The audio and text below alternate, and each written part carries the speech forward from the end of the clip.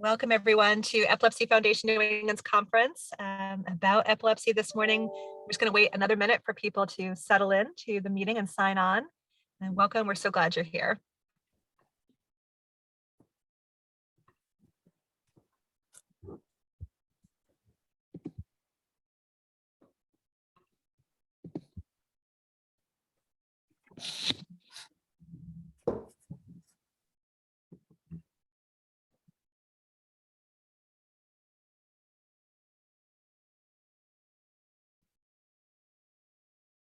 Great, good morning, everyone. Seeing it's 9:01, let's get started. Good morning, welcome to our conference about epilepsy this morning. I'm Susan Lynn. I have the honor of serving as the CEO of Epilepsy Foundation New England. We're so grateful that you're here joining us to learn about epilepsy, and we're so grateful to our colleagues at Rhode Island Hospital for taking time out of their very busy schedules to volunteer to talk with us about concepts in epilepsy that are all important to our managing of our own care and our care charges care as well. So I want to thank Dr. Blum and all the folks from Rhode Island Hospital for preparing a talk for this morning and being here with us on a Saturday. In a minute, you'll hear from Dr. Blum, and I'm really excited to hear the presentations for today. It sounds like it's going to be a great conference. I wanted to thank two of our sponsors today. So I want to thank Norellis and Jazz Pharmaceuticals for their generous support of the Epilepsy Foundation New England conference. Thank you so much for your time, and thank you for being a partner to the Epilepsy Foundation New England community. For those of us who are newer to Epilepsy Foundation New England, I want to let you know that throughout the morning, you'll be hearing a little bit about the services available to the Rhode Island community from the Epilepsy Foundation New England, including my colleague Norma Hardy, who you can see on the screen, who's going to talk to you about the services she provides at Rhode Island Hospital in partnership with the hospital. Epilepsy Foundation New England is proud to reach out to the 12,000 people living with epilepsy in Rhode Island and the 100,000 beyond Rhode Island in Massachusetts, Maine, New Hampshire, and Vermont that we serve. And we do that through a continuum of support services that enact what the support is that doctors, nurses, and social workers in your healthcare institutions want. So we're here whether it's to come to a workshop, whether it's to help you with one-on-one concerns, whether it's to connect you to community resources or clarify concepts that doctors may have told you about. We're here to help you.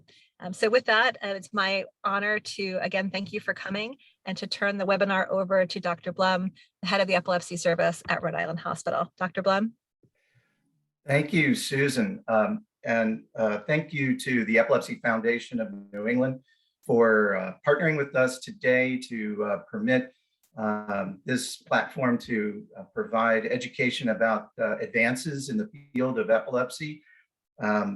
I'm so proud of our team that's going to present. We have a terrific panel of experts, and they will start with Dr. Monica Dhakar, who's an epileptologist treating adults at Rhode Island Hospital. She's going to tell us about advances in anti-seizure medications. She'll be followed by Dr. Curt LaFrance, who's the director of neuropsychiatry, who's a professor of neurology and psychiatry at Brown and Rhode Island Hospital. He's going to speak about neuropsychiatric comorbidities in epilepsy and non-epileptic seizures. He'll be followed by Dr. Seth Margolis, who is a neuropsychologist and an expert in stigma, who will be speaking about coping with stigma in the context of epilepsy. After Dr. Margolis, we will be joined by Dr. Luca Bartolini, who is the director of pediatric epilepsy at Hasbro Children's Hospital and Rhode Island Hospital. And he's going to update us on pediatric epilepsy, novel treatment strategies, and precision medicine. And then we'll have a team presentation by Dr. Neishay, Ayub, one of our epileptologists, and myself. And we'll be speaking about advances in surgery and neurostimulation for epilepsy. And then bringing it home will be Dr. Julie Roth. She is Director of Women's Health and Neurology, and she'll be speaking about women's health and epilepsy. And again, thank you so much, Susan, for this opportunity. And with that, I'll turn it over to Dr. Dhakar.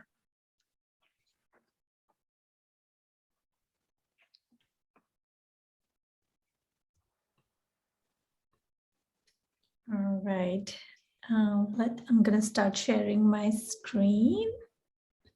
I think I'm going to go this way. All right. Welcome, everyone. And I'm so excited for this opportunity. And thank you, everyone, for joining us this morning. I'm Monica Dhakar. I'm one of the adult epileptologists at Rhode Island Hospital at Brown University. And today I'm going to talk to you all about some advances in anti-seizure medications. All right. So a little bit of the background is, epilepsy is one of the most common neurological disorder affecting 60 million people worldwide. And in general, people with epilepsy are often treated with a combination of different medications and sometimes even require surgery, as you will hear later in the talk. So anti-seizure medications, as you know, they reduce the symptoms of epilepsy, meaning they reduce the seizures and treat the seizures. Currently available medications do not necessarily treat the disease itself, although currently there are medicines that are being investigated which have the potential to alter the disease, meaning it can prevent the disease from happening, or it can alter the disease such that in long run you may not develop as many or different kind of seizures. So there are, if you were to think of anti-seizure medications, I would think of anti-seizure medications as two broad classifications. One is what we call as daily medications that you have to take every day, and that is going to prevent the seizures from occurring. And the second one is what we call as rescue medications that you're going to take when you have a seizure or cluster of seizures, and that's going to prevent any sort of medical emergencies that occur as a consequence of seizures. So I'm going to talk about few updates and few in both of these realms. So as you can see over here, over the years, since anti-seizure medications were first discovered in early 1950s and 60s, there have been slew of multiple anti-seizure medications that have come along. So we had the first generation medicines, the second generation, and now we are in third generation. So you see, there's a lot of impetus for us to be developing new medications which are more effective, better tolerated for our patients. Because, this is a disease that we want to continue to do better with better, combination of medicines that is better tolerated for our patients. So we're sort of here, and I'm going to talk about a few different medications which are in this green line over right here about what are the new medications that have come across. So the 4 new medicines that I will talk about, which you have to take, which I call as daily medications, are perampanel, cannabidiol, cenobamate, and fenfluramine. And what is new in these medications, and why are we striving to develop different medications? Well, one of the new things, as you'll see, is that some of these medications have a different mechanism of action. And why that's important is because if you combine medicines with different mechanism of actions, sometimes they have better tolerability, because if you have a side effect from one medicine which belongs to a certain class, and then you combine with other medicine, the side effects can be mitigated or even maybe better tolerated. Second thing, some of these medicines are actually now targets for some specific population which have very severe type of epilepsy, something like Lennox-Gastaut syndrome, Dravet syndrome, which occurs due to a gene mutation. So nowadays you're seeing that there's a lot of medicines that are being developed for specific population. In future, that's what we're hoping, that different conditions can have more specific treatment. And as you'll see that, there is no one medicine which is the best or good or most effective. Each medicine has its own pros and cons. And what you'll find is that a combination of medicines and drugs is what works best for you, and you will work with your doctors to find that combination for yourself. All right, so let's talk about our first medicine here. So the first medicine here is called perampanel. And this was FDA approved either by itself or in combination with other medicines in adults and children over 12 years of age, with what we call as partial onset seizures which are starting in one part of your body.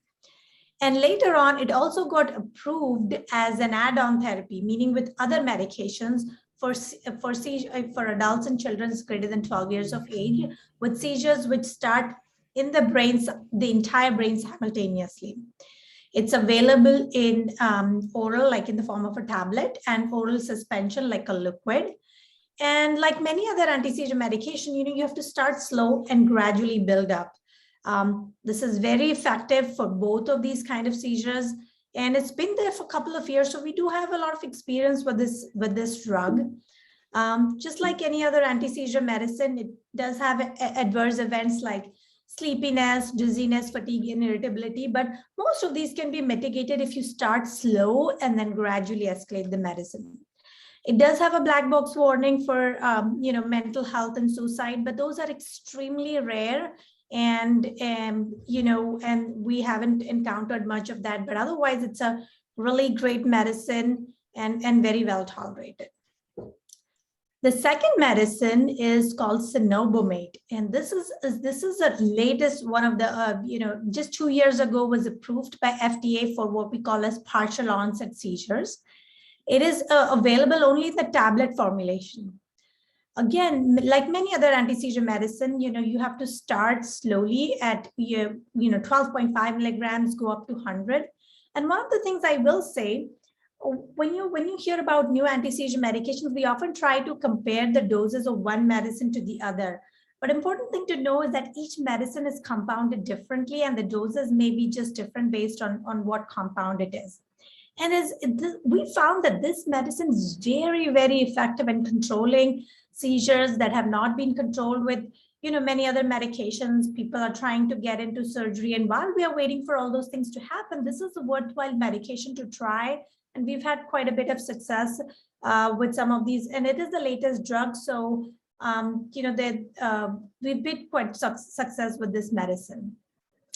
The important thing about this medicine, and actually many other medicine, is that some of these have drug-drug interactions. So it's very important that you tell your doctors about all the other medications that you're taking, because one of the things that may be necessary is to tweak the doses of other anti-seizure medications to reduce some of the side effects. And like many other medications, it can have common side effects like dizziness, tired, double vision, but those usually go away again if you start slow and build it up gradually. Now, this one can have an allergic reaction. And so if you're allergic to any medications, obviously you're going to discuss with your doctors. But one of the conditions is called DRESS.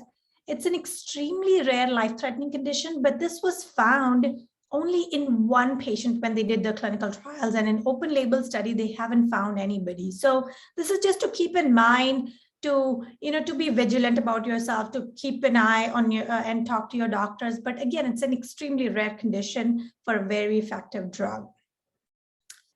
The third drug that I want to talk about is cannabidiol. Now, this is a chemical compound that has been long known about in cannabis sativa. And this compound itself actually does not cause any intoxication or euphoria. So this drug was approved by FDA in two rare and severe forms of epilepsy called Lennox-Gastaut and Dravet syndrome, which are both a form of rare epilepsies. It's a genetic condition that affects in the first year of life with Dravet, and Lennox-Gastaut is also a type of epilepsy where patients have different types of seizures. And it's a clinical diagnosis made with a combination of EEG and some other tests. And these patients, unfortunately, have various and different kinds of seizures multiple times a day, and it's quite difficult to control. So this was approved for FDA several years ago and is very effective for these two conditions. The important thing to know is that cannabidiol, it comes from a special compounding pharmacy. So when your doctor prescribes it, it is just like any other medication. It will have its dose. You'll start small, grow up gradually, just like any other medications. It can, it can interact with certain medications. So you have to check the levels of those medications. It can cause some adverse events like diarrhea, decreased appetite, sleepiness. Your doctor is going to monitor some of the liver function tests and other things to keep an eye on this medication. And it's been very effective for these two conditions, which are mostly pediatric, but these do grow up into adults, and we take care of them and prescribe these medications. The last drug that I want to talk about is called fenfluramine. And this is the latest medication that is approved in the United States just a few months ago, and it has been present in other countries. And this is approved for this severe condition called Dravet syndrome, which is a genetic disorder with a mutation and for kids older than 2 years of age, but now also approved for Lennox-Gastaut. And it is available through this special program called Risk Evaluation Mitigation Strategy, so that you can keep an eye on its adverse events and make sure it's effective, because it's been very effective, but you have to follow certain protocols to make sure that you follow the safety protocols for the drug. And I haven't used it myself because it's mostly for pediatric people, folks for now, but I'm sure now that the drug is approved, we'll have more experience with that. But this is something to keep in mind, as if the combination of medication that you're on is not working, and this is worthwhile trying. The second class of medications is called rescue medications.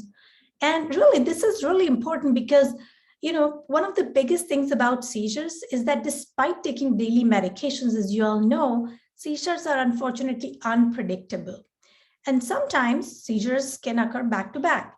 And what you don't want for yourself and your family members to have a seizure emergency, a condition called a status epilepticus, where you can have back-to-back seizures, in which case there can be injuries or any harm to the patient. So these medications are really effective in preventing that emergency or any harm caused due to seizures. So when do you typically give rescue medication?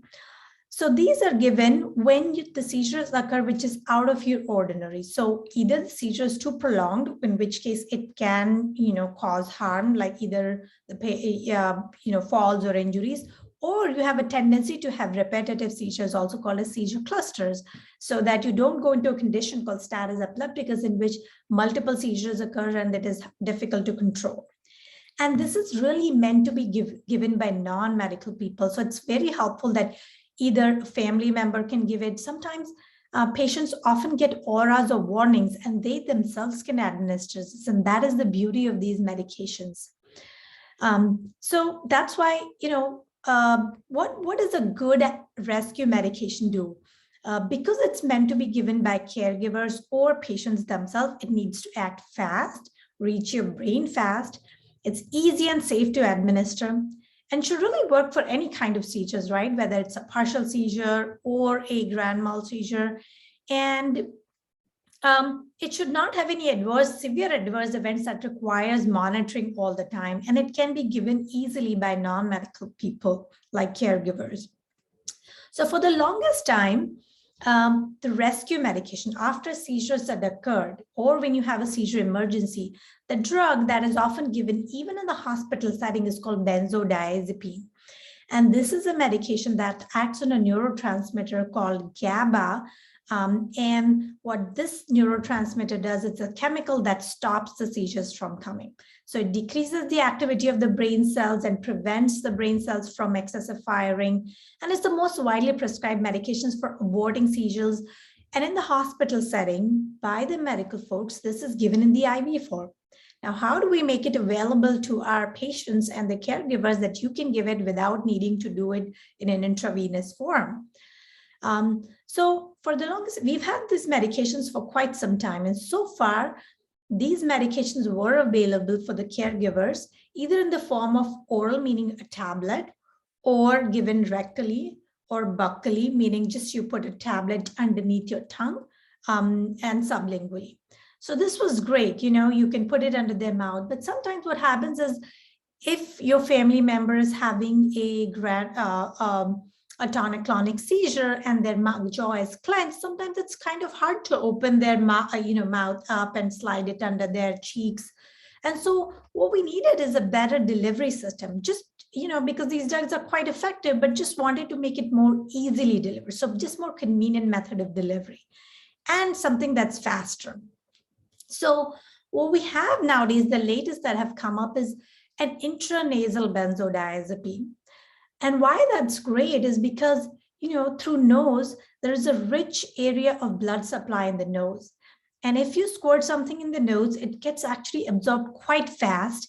And through the nose, it's quite easy to use, even when your family member, somebody's having a seizure, so you can squirt it even if the jaw is clenched, and it's found to be safe. The disadvantages of this method is that it does require a special delivery system. So, it some of the medicines comes with this device. Sometimes there is an atomizer. So yes, there is, a short learning curve where you have to learn how to use the device, teach the family member. That's a small learning curve. You squirt it in the nose. Sometimes it can cause a little nose irritation. And the head has to be positioned properly so that, you're administering it in the right position and it doesn't fall off. And, at a time, you can only give small volumes because of how it's given in the nose. So those are some of the downside, but can also be a positive way that, that way you're not administering too much medication that can cause too much sleepiness. So sort of, weighing your the pluses and minuses here. And how fast do these rescue medications work? So as you know, when we give a medication through IV, it actually works quite fast. Like it works in 30 to 60 seconds. And when we were giving it by mouth, like put it under mouth as a rescue medication, sometimes it can take up to 3 minutes, 5 minutes, which, as you can imagine, is fast, but in a sort of emergency, this can feel like a long time. So with intranasal, because it's absorbed so quickly, it can actually work as early as 1 minute, sometimes can take longer depending upon how much the drug was administered, but it's quite fast. So one of the new products is intranasal midazolam that is FDA approved now since 2019 for people over 12 years of age. Again, this is used as a rescue therapy for treatment of when you have intermittent but multiple seizures happening on the same day, and to be given by a caregiver, or if you do get a warning, then people who know that they get a warning, but they tend to have back-to-back seizures, they can use it at the time of warning as well. And often the delivery system can vary depending upon where you are, where you might get a medicine in a vial, and a syringe comes with it, and a delivery apparatus like an atomizer. And the pharmacy will give you all of these things together. Each of this thing would be a one-time use. And as soon as a seizure emergency, when you start having a seizure, the family members can give it in one spray in the nose, and then you can use a second spray if the seizures continue. By that time, you would have already called the ambulance and followed up on the seizure action plans as discussed with your doctor. The disadvantage is that, like I said, because it comes in a vial, you have to sometimes use a syringe and then use the atomizer. So there is some learning, there is some teaching required, which the pharmacy or the doctors will do as they prescribe it to you. The medication may spill over when they squirt it into your nose and the head is not positioned properly. It may cause some mild irritation, stitching, but when somebody's having a tonic-clonic seizure, this may not be of much problem. You can feel a little sleepy afterwards, maybe have some runny nose, but those are milder side effects. But it's been very effective, very great for stopping seizures, preventing seizure emergency, which can really have bad consequences. The other thing that has come up is called diazepam nasal spray. Now, this has been approved just 2 years ago for people with epilepsy over 6 years of age and older. Again, it is to be used when there are multiple seizures or intermittent seizures happening on the same day. It occurs in many different doses, which is great depending upon weight. And each pack comes with 2 nasal spray, and you have to take the dose based on your weight. And the good thing about this is that it actually comes in sort of a pre-filled apparatus, and it is very convenient to use. The doctors and the pharmacy can teach you exactly how to deliver it. Again, it's given in the nose, so it may cause some nose irritation, but that's a small learning curve. But it's a very effective, easy, convenient system to prevent a seizure emergency. So this is something definitely worthwhile talking to your doctors about, whether you may be a candidate if you fall into a category where you are having a seizure cluster or maybe at risk of that. So in short, I've shown you there are several new daily and rescue medications that have become available in the last several years. They're all very effective. Let me tell you that. They're all effective in a similar range. But what's different is that each of them have unique side effects, and you might want to discuss that with your doctor and see what might be appropriate for you. And often the best seizure outcomes are achieved by a combination of different medications. So not just one, but it may be a tweaking of different medications. And you learn in the talks further that, if medications aren't working, then surgery is definitely an option. But while we're waiting for surgery, these are some drugs definitely worthwhile considering. And with that, I'll take any questions. Thank you, Dr. Dhakar. We do have a few questions. The first question is a two-part question. The first part is regarding the emergency meds. Do they decrease effectiveness with use? The second part is, at what point during cluster seizures, oh, sorry, it went away when you,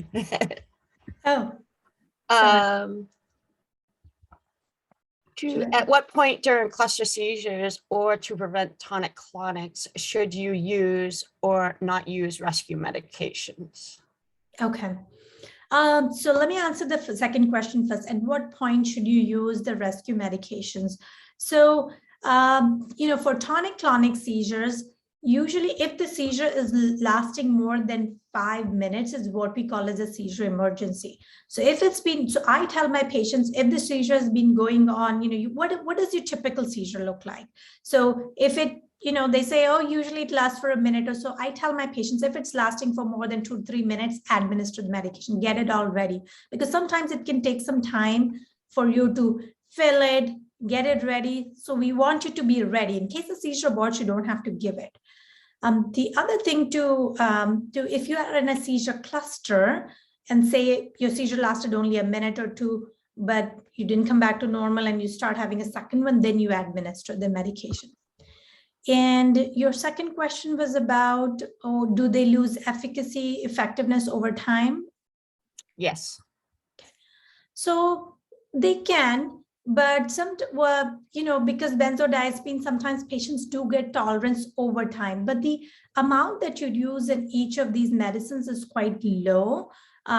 So, that does not happen often, but when you think about the lifetime of epilepsy or seizures, sometimes your body changes and the way your body reacts to certain medication does change. So you may find that sometimes that a medicine that was effective because of the change in frequency type of seizure, that the medication is no longer effective, in which case you might want to try a different dose or combine or use a different strategy. Okay, I have a few more questions.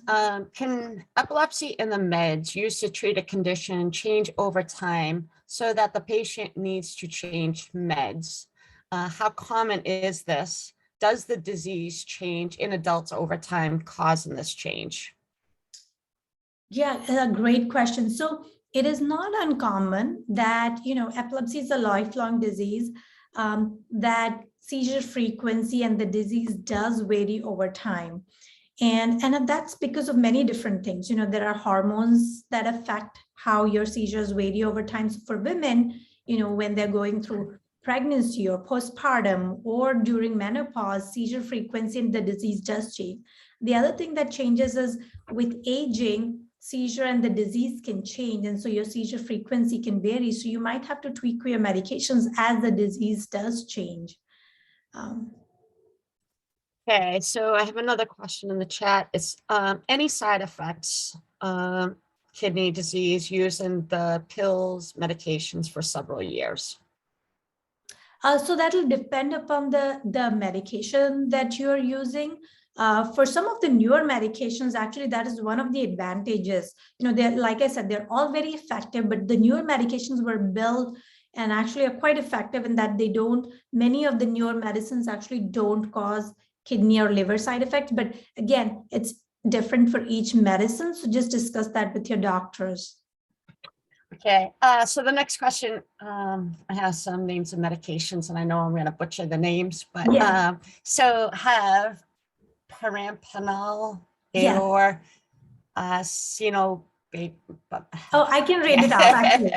The next question is, have perampanel or cenobamate being used for those who have periventricular nodular heterotopia, which is a condition that causes refractory, drug-resistant epilepsy, can be used with or instead of oxtellar. So it certainly, these conditions are effective for, I would imagine if it's a nodular heterotopia, this would be a partial or focal seizure. So it certainly can be used for those conditions instead of oxtellar. It really depends upon the kind of side effects you're already experiencing or what other comorbidities you have, and how sensitive you may be to allergic reactions. But certainly an option that is worthwhile discussing with your providers. Okay, thank you, Dr. Dhakar. All right, thank you, everyone.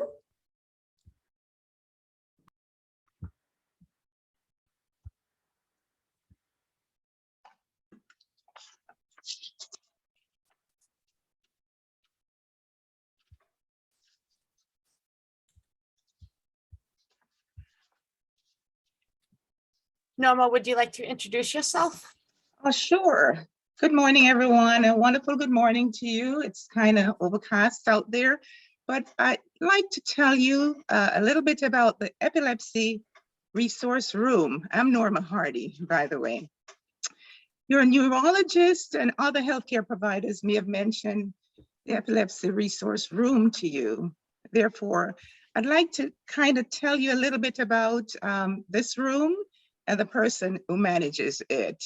An epilepsy resource room is located in hospitals and partnering organizations throughout Massachusetts, New Hampshire, Maine, and of course, Rhode Island. And one thing you need to know is that it is mostly virtual. Our services are designed to provide help for today and hope for tomorrow. That's what we like to say, and we really mean that. The Epilepsy Resource Rooms usually provide care management, that is, navigating you through settings and reaching goals, and access to support, which is big. Help desk, that is to find you the answers to your important questions. Groups, and this one is very big as well, providing resources to access social and recreational groups for all ages and abilities. Education, that is providing education and support to manage your health. Awareness, this means to improve awareness of factors that impact health and wellness. And finally, but not everything, clarification, that is to explain providers' instructions and medications.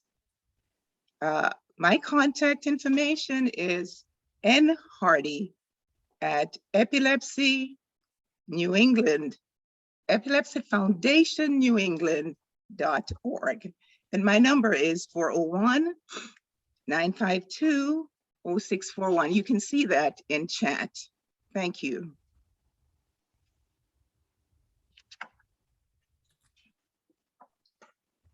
Back to you, Sarah. We're going to go to Dr. LaFrance now.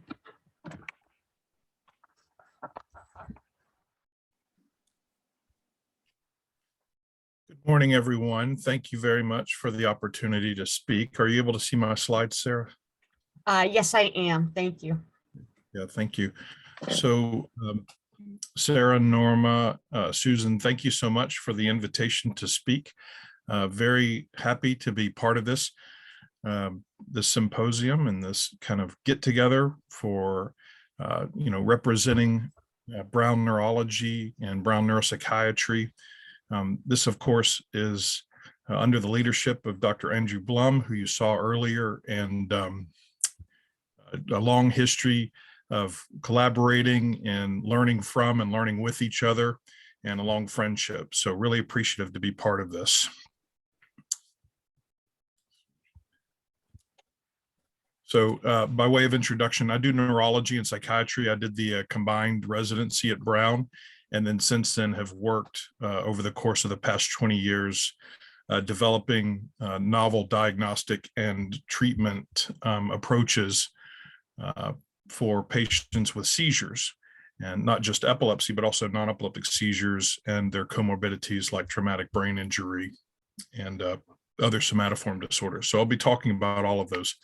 Norma was talking earlier about wellness and about taking care of other aspects, social aspects in life. And I'm going to start and end with this statement that treating the seizure is not the sum total of treating the patient with epilepsy. And I hope that's what you kind of get from this talk.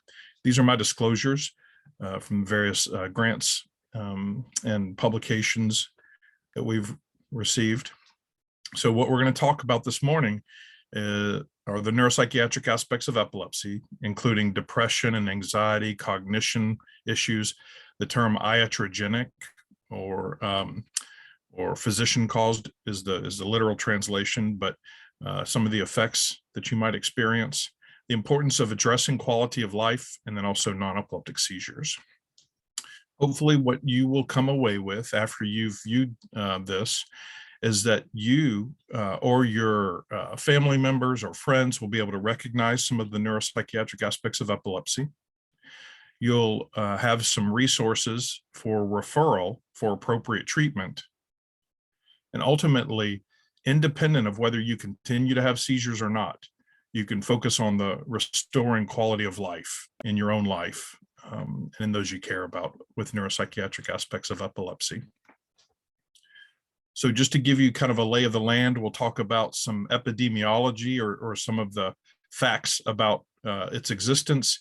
We'll talk about diagnosis. We'll talk about those comorbidities. Comorbidities just means co-occurring illnesses.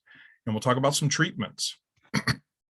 So as a neurologist and a psychiatrist, I've been very much involved in the overlap between brain and mind, or brain and behavior. So much so that when, as part of the International League Against Epilepsy task force, we did a survey of people in epilepsy around the world. And they said, you know what, depression and anxiety and non-epileptic seizures and cognitive problems and seizure medicine side effects in children and adults, and thoughts of self-harm and effects due to surgery. Those are all important. And so we're really trying to raise awareness, even back over a decade ago, of these neuropsychiatric aspects. What are some of the comorbidities that commonly occur? You may yourself have experienced some of these. Sometimes people will talk about sleep disorders. Many are aware of depression and anxiety, or problems with thinking, cognition. Some of you might have, you or your family members might have attention deficit disorder, or might have an autistic spectrum disorder. There may be some developmental delay or intellectual disabilities. You may have had a traumatic brain injury associated with the seizures. So really looking not just at the seizure, but beyond is so important.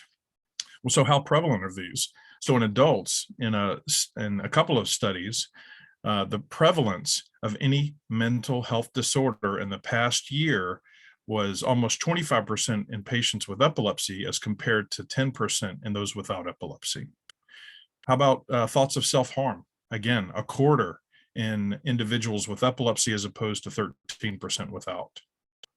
So realizing that these do occur and being okay with speaking up about that to your family and to your friends and to your clinicians, so important. You have to speak up.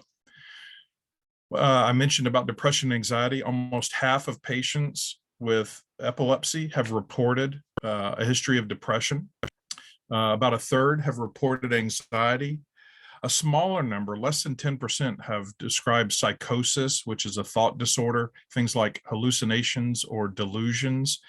The reason why that's listed there is because when that's present, then that can increase what we call morbidity, which are some of the untoward effects associated with the disorder.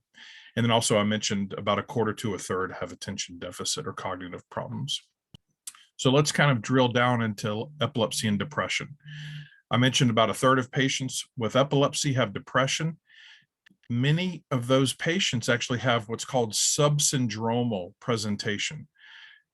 You might know somebody who has what's called unipolar depression or major depressive disorder.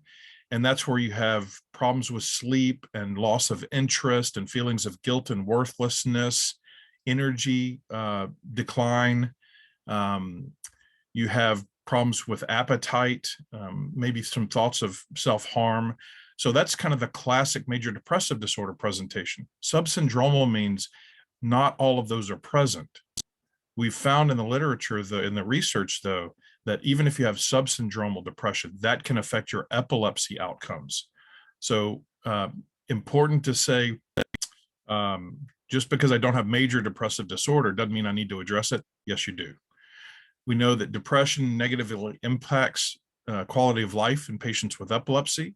We also know that there's a relationship between epilepsy and depression, that one can worsen the other. And also there have been some treatment trials using medications for depression and also cognitive behavioral therapy for depression that I'll tell you about. Dr. Dhakar mentioned earlier about the psychiatric side effects associated with some of the anti-seizure medications. Some of that came in 2008. It was made known when there were 11 anti-epileptic drugs. At that time, the FDA looked at suicidality, and they found that people with epilepsy had a two times the risk of suicidal thoughts and behaviors taking anti-epileptic drugs as compared to those taking placebos. There were 4 suicides in the treatment group, and this is of 30,000 people, so it's not common, but it does happen, versus 0 in the placebo group out of 16,000. So very rare occurrence and low rates, but again, on the radar. And they found that it was more likely in patients with epilepsy as opposed to those who took the medications for, say, bipolar disorder or for migraine prophylaxis. So that raised a lot of red flags. What does it mean to you? It doesn't mean, no, I should stop all of my anti-seizure medications. That's not the message here. The message is, talk to your doctor if you have any of these thoughts. Let people know, hey, you know what? I started this new medication, and you know what? My thinking's off, and I've started this new medication, and I feel more depressed, or my moods are up and down now. I've even had thoughts of not wanting to be here anymore.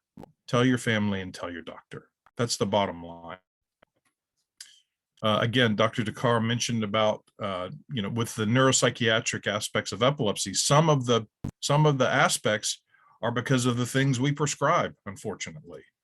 So when you're taking your medications, realize that if you've got new depression or new thought disorder or new confusion or new anxiety, it may be because a co-occurring illness with epilepsy, but it also could be because of what we call iatrogenic effects. So again, you're going to hear this from me repeatedly. Talk to your doctor if you experience these. With anti-seizure medications, you know that the phrase that's been thrown out there for years is no seizures, no side effects.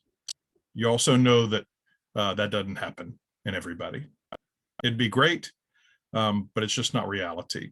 So ultimately, the idea is for seizure freedom with minimal side effects. That's the goal.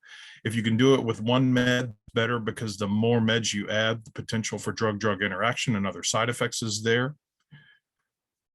So when you're talking about living with epilepsy and the side effects, you might have experienced some of these. Dr. Dhakar talked about these, about fatigue and memory problems and headaches and dysfunctional thinking.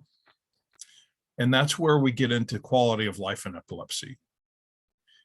Patients with epilepsy, up to half of them reported a poor quality of life as compared to 20% of those without epilepsy.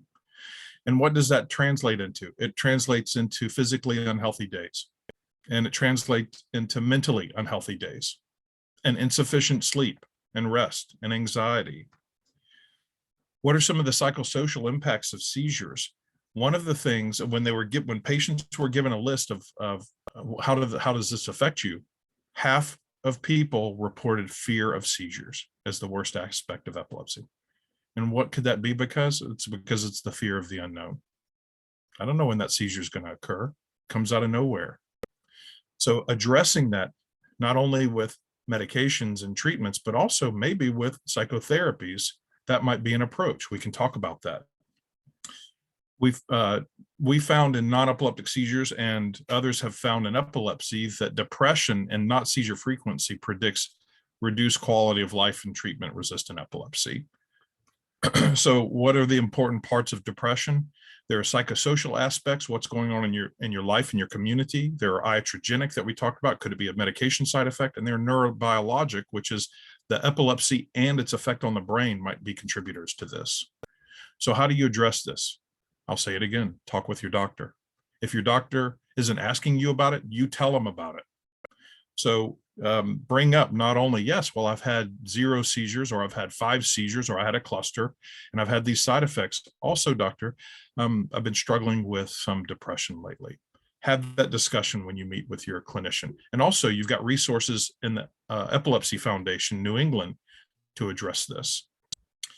Your doctor in the clinic might administer a scale. This is one that Dr. Blum administers, the NDDIE, and it's basically looking at depression symptoms in patients with epilepsy. To wrap up with depression and epilepsy, it's frequent, it's common, you may be experiencing it.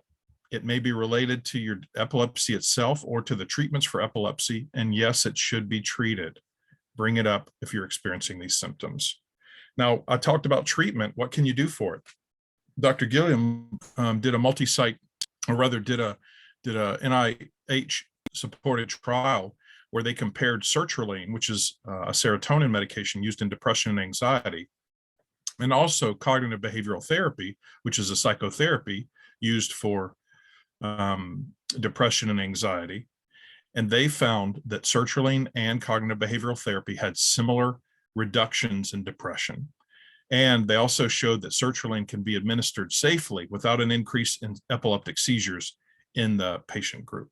So you've got a couple of options for treatment in epilepsy. And what else can you do? Some people will say, well, my depression is so severe that, I've really had thoughts of wanting to harm myself. There's a medication, there's an intervention called ECT, or electroconvulsive therapy. And ECT actually can be used in really severe depression. So it's not contraindicated in patients who have epilepsy, is the point.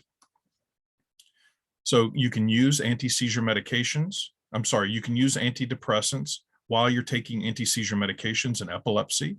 They've been found to be safe and effective. Realize also that some of the depression, and now we're kind of transitioning into some of the cognitive effects, when people have epilepsy and they have depression, that actually might have a negative synergistic effect. And this is one of the studies that we did in the Rhode Island Hospital in the Brown group, where we found the presence of depression and the presence of temporal lobe epilepsy, both of them together displayed higher rates of cognitive dysfunction. So what's the approach? Many people depend on the medical team. I tell people, look, you're at the center of the equation here. We are people who can help, we can support, whether it's your physicians or your psychologist or the allied health that's working together, or your therapist, but also the supports at home, and also the supports in your community.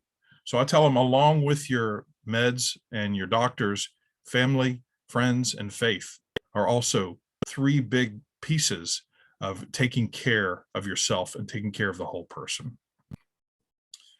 We've been looking at, so you're going to hear, when you hear epilepsy talks, you'll say the treatments for epilepsy are medications and ketogenic diet and surgery and neuromodulation, like vagal nerve stimulation or RNS. You'll hear those type of statements. There's another one that might be overlooked, that's underutilized, and that's psychotherapy.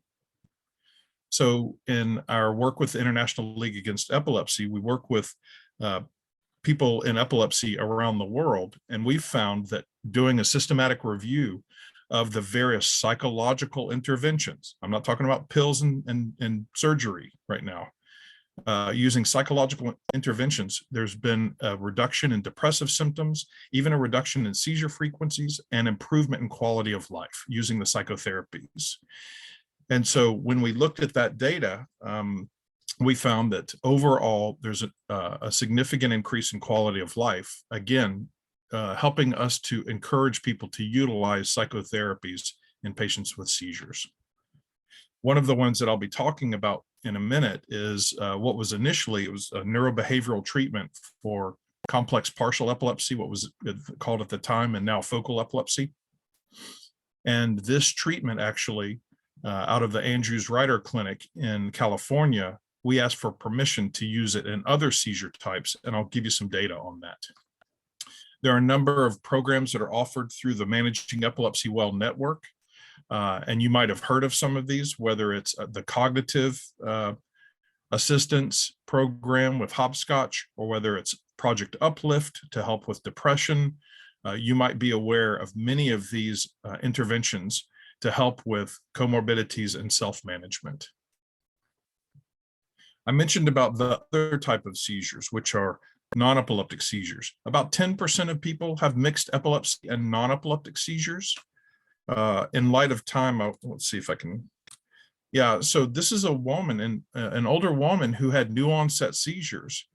And so she came into the Rhode Island Hospital monitoring unit where we do inpatient video EEG monitoring.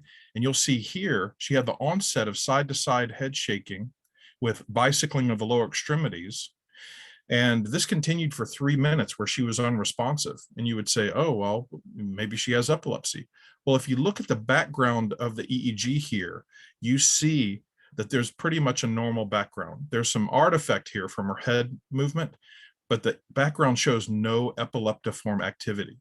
This is a non-epileptic seizure. So what's a non-epileptic seizure? There are a couple of different types. One is a physiologic, which is caused by maybe a heart abnormality or an electrolyte disturbance. We're talking about psychogenic non-epileptic seizures, also called functional seizures. How do you define them? Well, again, as a neurologist and a psychiatrist, I look at brain and mind. So psychogenic non-epileptic seizures are a neurological manifestation of an underlying psychological conflict or stressor. And they're also a behavioral expression of neural network dysfunction. It's both and they're pretty common. So many people assume that if you have a seizure, it's epilepsy. That's incorrect. Up to 20% of the 1% of the United States who've been diagnosed with epilepsy actually have non-epileptic seizures. Many of the admissions to the monitoring unit are for non-epileptic seizures. Sometimes people who come in presenting with status epilepticus, like Dr. Dhakar talked about, up to 20%, it's non-epileptic status. What's the importance of that? Anti-seizure medications don't treat non-epileptic seizures. So taking more and more ASMs or AEDs is not going to help non-epileptic seizures. And there's a significant cost for the individual. You keep getting more and more labs and more pills. And there's a fiscal cost to the patient and to the society with these. There's a history of traumatic, just because you had a head injury doesn't mean it's epilepsy. Many people will say, well, it's got to be post-traumatic epilepsy. No, it doesn't. Actually, many people who have a history of TBI go on and they might have non-epileptic seizures. I talked about the seizure monitoring unit earlier. That's the gold standard. If you keep having seizures and it's been labeled as drug-resistant epilepsy, it may not be. It actually may be non-epileptic seizures. Talk to your doctor about coming into the monitoring unit or doing ambulatory EEG with video, again, gold standard for diagnosis, to get a documented diagnosis. Here is, not only are there great treatments for epilepsy, there are great treatments for non-epileptic seizures. We've summarized some of that in our work with the International League Against Epilepsy. What are some of those treatments that we've studied? Again, collaborating with Dr. Blum at Rhode Island Hospital and with our collaborators in Stanford and at University of Cincinnati, we found that the psychotherapy, the two arms with psychotherapy showed a reduction in seizures, a reduction in comorbidities, an improvement in functioning, and improvement in quality of life. Serotonin medication alone helped depression, and then standard medical care. Standard medical care is treatment as usual, which is given in all of the epilepsy centers. That showed no significant reduction in seizures or secondary outcomes. So the VA asked me to come over and bring some of the work that we've done in the civilian world over to the veteran world in early 2010s. And what we've done is we have a telehealth program where we use the treatment, Taking Control of Your Seizures workbook. The patient obtains, and this is for epilepsy and for non-epileptic seizures, like I mentioned before. The patient obtains the workbook, and then they do the 1-hour individual weekly treatment, and then they meet with a seizure counselor to discuss the work that they've done. There are 12 sessions. It's not psychotherapy for the rest of your life. It's time-limited therapy, 12 sessions where you meet 1 hour weekly and you go over the work that you did, looking at different aspects of your life and developing tools to help with some of the areas known to be affected. So they've asked us to train people around the country to deliver the intervention. It's at hospitals around the country, civilian hospitals, and also veteran hospitals around the country. Realize that many of the people on these two slides are not just mental health clinicians, they are also neurologists and epileptologists. So you may actually see a neurologist delivering this intervention in a seizure clinic around the country, and then also have trained people in psychology, psychiatry, social work, and nursing. All this to say, I mentioned earlier about the brain and behavior changes. We're actually funded through the DoD to look at neural network changes before and after the intervention with a study that we're just wrapping up now. And some of you may have been participants in the study with a history of seizures and a history of TBI. And we're looking at fMRI before and after the treatment. And those results will be published over this coming year. So to wrap up, diagnosis starts, proper diagnosis starts with a correct, proper treatment starts with a correct diagnosis. And in doing so, getting into the monitoring unit, getting the right diagnosis, making sure that you know about the problems that you might be experiencing, and then getting the right prescriptions, not just for pills or for surgery, but also maybe psychotherapies might be of benefit. So in conclusion, I started with treating the seizure is not the sum of treating the patient with epilepsy. That's a phrase that one of my distance mentors in the UK taught me, and I experience that every day in my clinic and in my research and in my teaching. In this talk, we've talked about comorbidities like depression and anxiety and cognitive problems. We've talked about side effects with anti-seizure medications. We've talked about non-epileptic seizures, and we've talked about that there are treatments, evidence-based treatments that are available, including psychotherapies for patients with epilepsy and with non-epileptic seizures. Much of the work that's been done has been from the great collaborations and friendships with people around the country and around the world to whom I'm indebted. You've got a bunch of resources available to you, including the American Epilepsy Society has an information sheet, and also listed here a number of resources, whether it's through the Epilepsy Foundation or through the CDC or through the Child Neurology Foundation or through the VA. And with that, I will close. Thank you, Dr. LaFrance. We have a couple of questions. And is the definitive diagnostic to differentiate between epileptic seizures and PNES, the video EEG? And are there other ways to assess? The gold standard for differentiating between epileptic and non-epileptic seizures is the video EEG. The answer is yes to that. Are there other ways? If you don't have access to a video EEG, you can I tell people use, one of my colleagues, Salim bin Badis down in Florida, says every person has half of a video EEG monitoring unit in their pocket. So here's the video. Use your mobile device and capture the event from start to finish, not just in the middle of it. From the onset, oh, I'm starting to have my aura, boom, get somebody to start videoing right there. Get the whole body, make sure that you can see the eyes and the face. Make sure to show that to your clinician, because that video could be very helpful if you don't have access to a video EEG. And then I have a couple other questions that I got offline. My family says that I can control my PNES. I don't believe I can. Can you comment on that? Sure. What I've seen over so I'll make a couple of statements. Number one, patients with psychogenic non-epileptic seizures are not faking their seizures. They used to be called pseudo seizures. We don't use the term pseudo seizures. Here's why. Pseudo means false or fake. These aren't fake seizures. They're real seizures. They're just not caused by abnormal brain cell firing like in epilepsy. So number one, they're not being faked. There's a very small group of people who do quote unquote fake symptoms to try and get attention. And that's not the majority of the patients that I see. I would say less than 5% are malingering, and that's not the case here. So number one, it's not faking. Number two, do you have control over it? People have, when I do the treatment, or the people I've trained do the treatment, at the end, we ask, what do you think of you've had a significant reduction in your seizures? Tell us about that. And they'd say, there are things that I can do that actually can reduce either the onset or the progression of my seizures. I didn't realize that there were things that I could do to do that.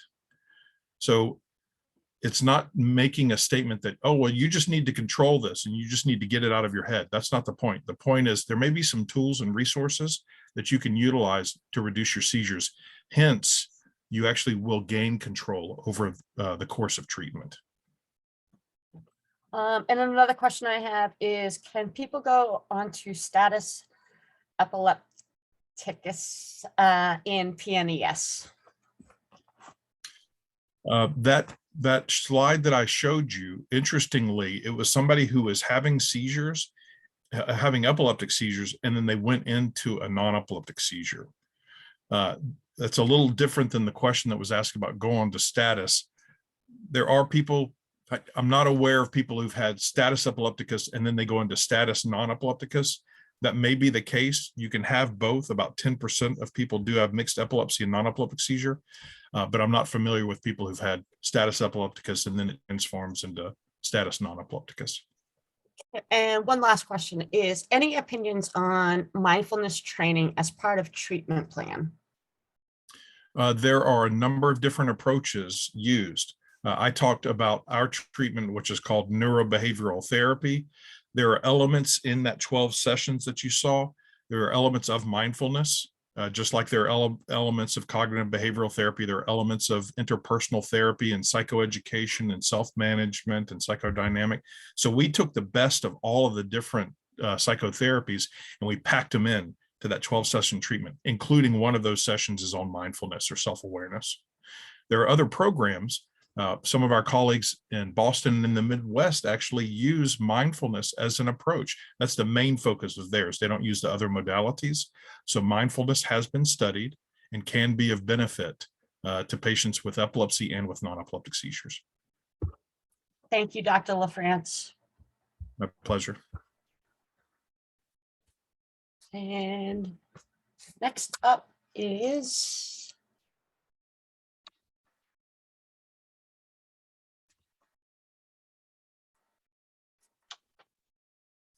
hi, Seth. Hi. Thank you for joining us today. Happy to be here. Thank you for having me. Are we introducing ourselves? I assume? Yes. Okay. Yes. Sorry. That's okay. Okay. Well, hi, everybody. I'm Seth Margolis. I am a neuropsychologist at Rhode Island Hospital and an assistant professor of psychiatry and human behavior at Brown University. I'm going to share my screen in just a moment.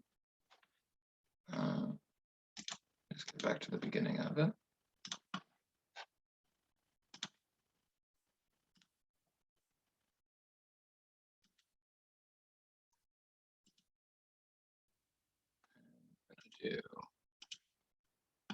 Can everyone see my full screen? Yes, we can. All right, good. Let me just pull up another.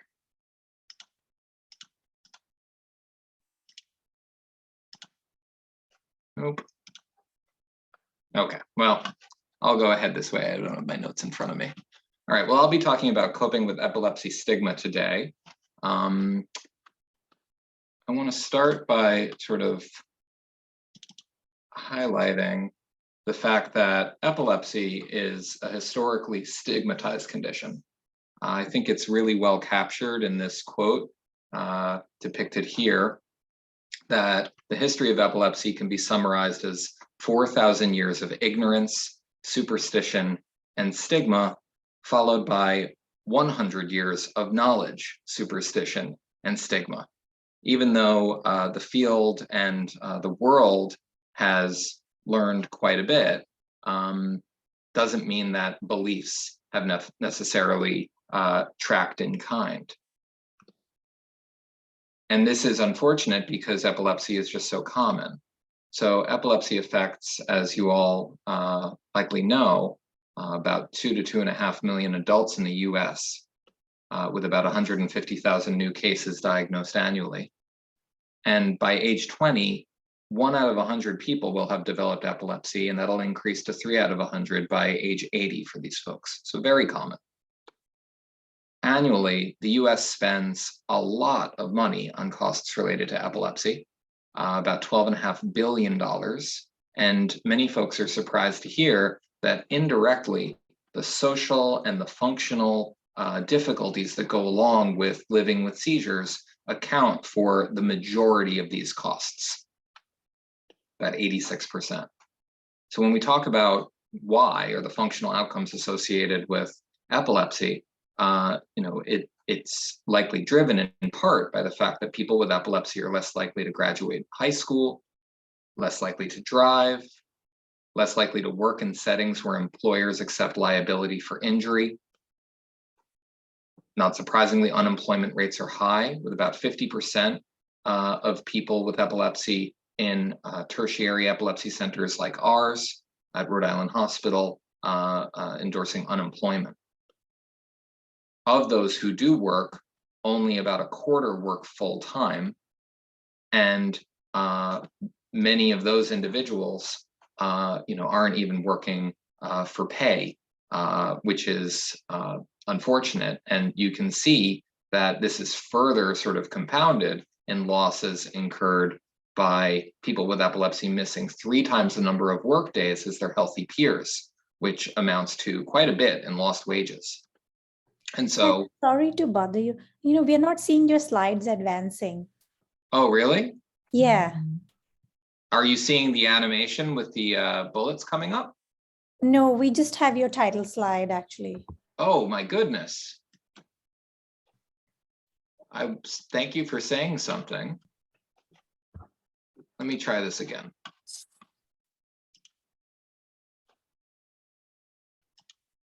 I'm going to go back to where I was and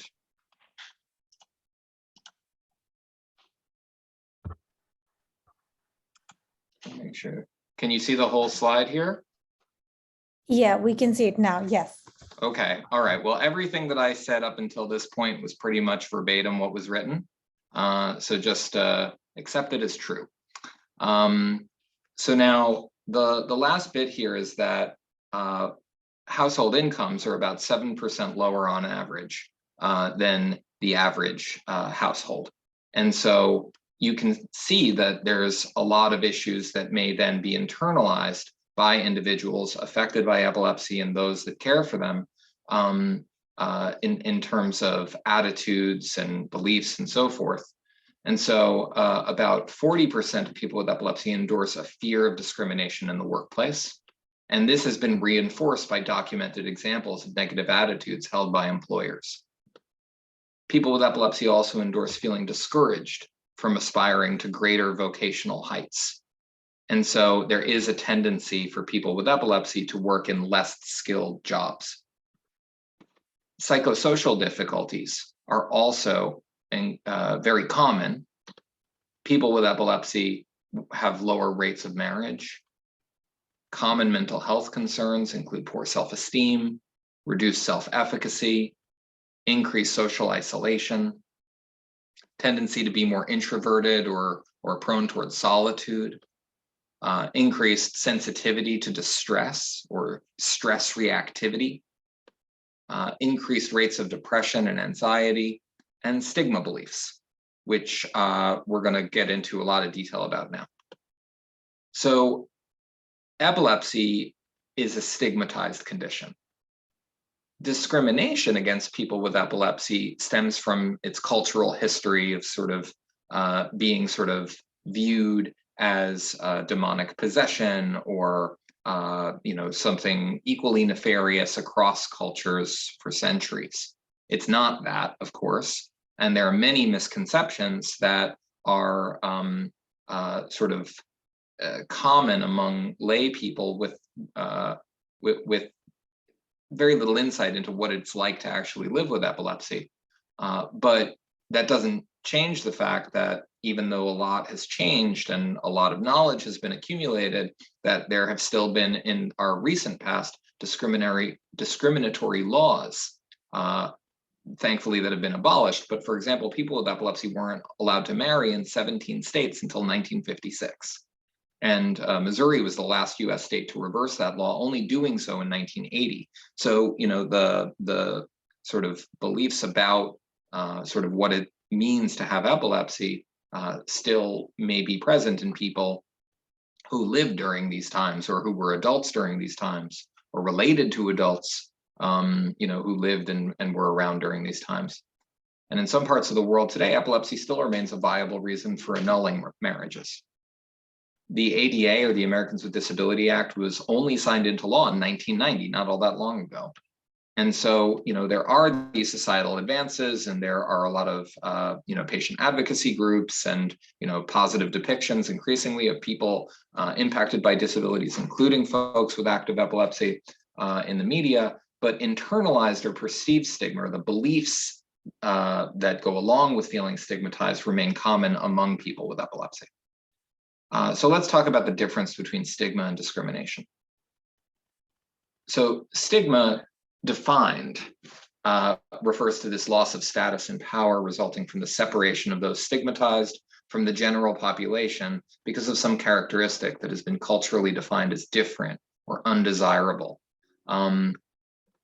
Perceived stigma refers to the internalized embarrassment or shame around having an illness and the fear that one may encounter discrimination. It's different fundamentally than being actively discriminated against. And I think it's really well captured in this picture here of this woman looking into the mirror. And, from an outsider's perspective, she looks well put together, ready to go to work or what have you. And, that's not how she sees herself. When she looks in that mirror, she sees a patient. She sees someone who is, very different than her outward appearance. And that, I think, is a good sort of illustration of internalized stigma.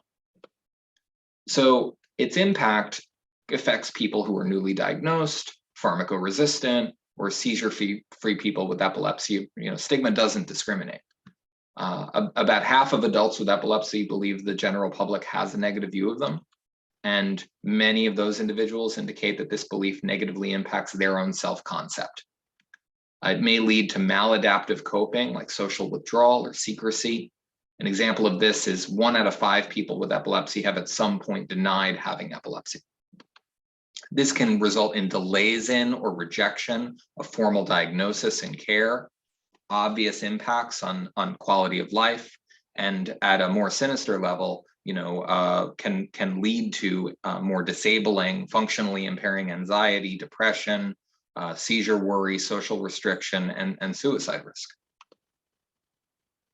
So we did a study of people with pharmacoresistant seizures and found that nearly half had a diagnosable anxiety disorder. And of those individuals, the anxiety disorders were most commonly occurring as agoraphobia, or a fear to be alone outside or to leave the home, as well as social phobia, or feeling like they were going to be socially rejected and having significant anxiety around that. And there were some things that made having an anxiety disorder more common, like having convulsive more so than non-convulsive seizures. But the thing that was the most unique predictor associated with a diagnosable anxiety disorder in these folks was perceived stigma. perceived stigma has also been associated with negative self-management behaviors. And if you think about the fact that, the more seizures you have or the more disabling your seizures are, the more likely you are to feel discriminated against and to internalize stigma beliefs about yourself, it's important to manage seizures through the resources available to you, like medications. And so in this case, we see that stigma beliefs was associated with less information seeking from healthcare providers, which led to fewer implemented behavioral skills that were known to, sort of help manage seizures more optimally, and specifically adherence behaviors were diminished as a result. And this is very concerning to me in that we have done work to show that on average, over 1 month of having medication taking behavior electronically monitored, that people with epilepsy took their anti-seizure medication correctly only 72% of the time, missing an average of 11 doses over 1 month. And so, it raises questions about how much of that is modifiable.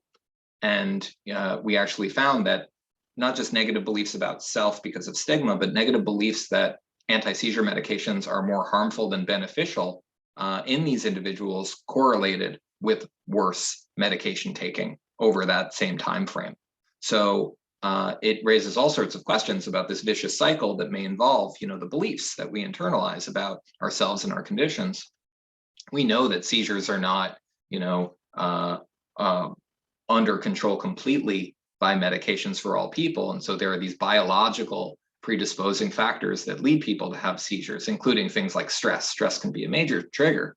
But if, discrimination, whether active or lifelong or historical, or the fear thereof, results in reduced engagement in activities, including medication management, which further enhances negative beliefs about ourselves because of having epilepsy and the treatments that go along with it, result in further avoidance of certain things that may interact with those beliefs, and then cause more stress, more seizures, and so forth. It becomes this vicious cycle. And so we have to do something to break that cycle.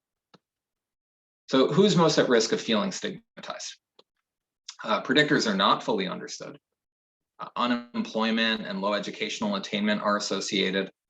Earlier age of onset of seizures, the more frequent and as we said, the more active the seizures. Side effects from anti-seizure medications are also associated with feeling more stigmatized. And people who endorse greater worry about having seizures, poor sense of, can-do-itness or self-efficacy, and limited social support, or a perception of limited social support, are more likely to endorse feeling more stigmatized. We also did a study that showed that stigma beliefs may integrate with aspects of our personality. And in this way, we demonstrated that people who are more prone to stress or more prone to solitude are more likely to report greater internalized stigma beliefs. And because of that, are more likely to report less social well-being compared to healthy peers.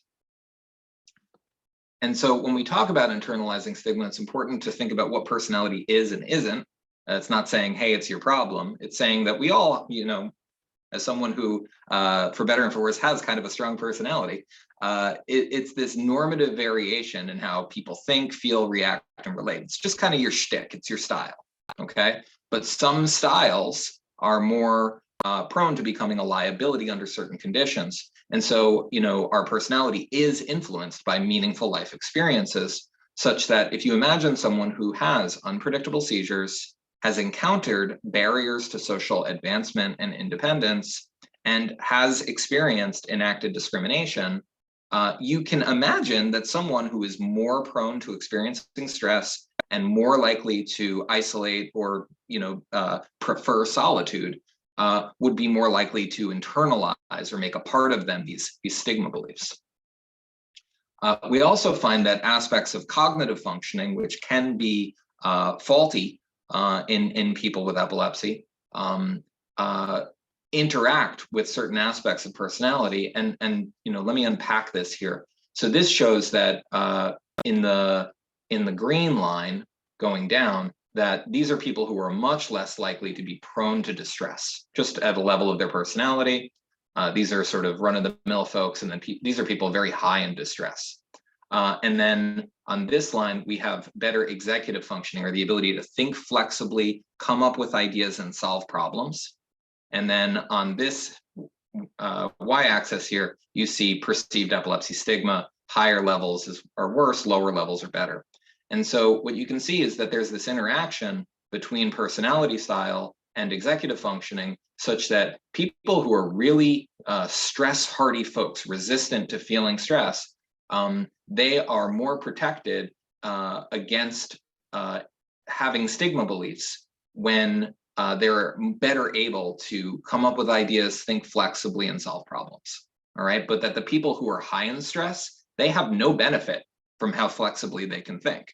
So there's something about that that we think is really important and could be changed, especially because you can imagine people who get stuck due to high stress in feeling the effects of stigma, and this results in a detraction of quality of life, social activity, feeling engaged, and being empowered to pursue what it is that they can and want to. And so, epilepsy serving organizations worldwide have recognized that stigma is something that currently, unfortunately, has a gap in care around it. And we need to do something about it, because even though there are a lot of these self-management programs out there that are targeting a lot of different aspects or the comorbidities associated with epilepsy, there's a real gap in whether there are things to specifically target stigma. So we did a community engagement studio in partnership with colleagues at Dartmouth and the Hopscotch Institute, where we interviewed people with epilepsy who experienced stigma to try and elicit their personal experiences and understand more deeply what an intervention should include. And the results of engaging with the community showed that navigating stigma is really stressful and sometimes overwhelming for folks. Many expressed feeling misunderstood by and at the mercy of others' misconceptions about epilepsy, that the perception of social rejection influenced their decisions about social behavior and relationships, that concealment and isolation were used to cope with anticipated rejection. So not even being rejected, but thinking that they may be rejected. And so they isolated and concealed things as a result. But many also recognized that their perception of what others think may not reflect what others actually think about them. And so they wanted interventions to offer and emphasize some way for people with epilepsy to manage stress, navigate social situations, and set manageable goals to experience success in overcoming challenges related to stigma. So these are screenshots of a program that we've developed called Rise Above, which stands for Reducing Internalized Stigma in Epilepsy, a behavioral online video education.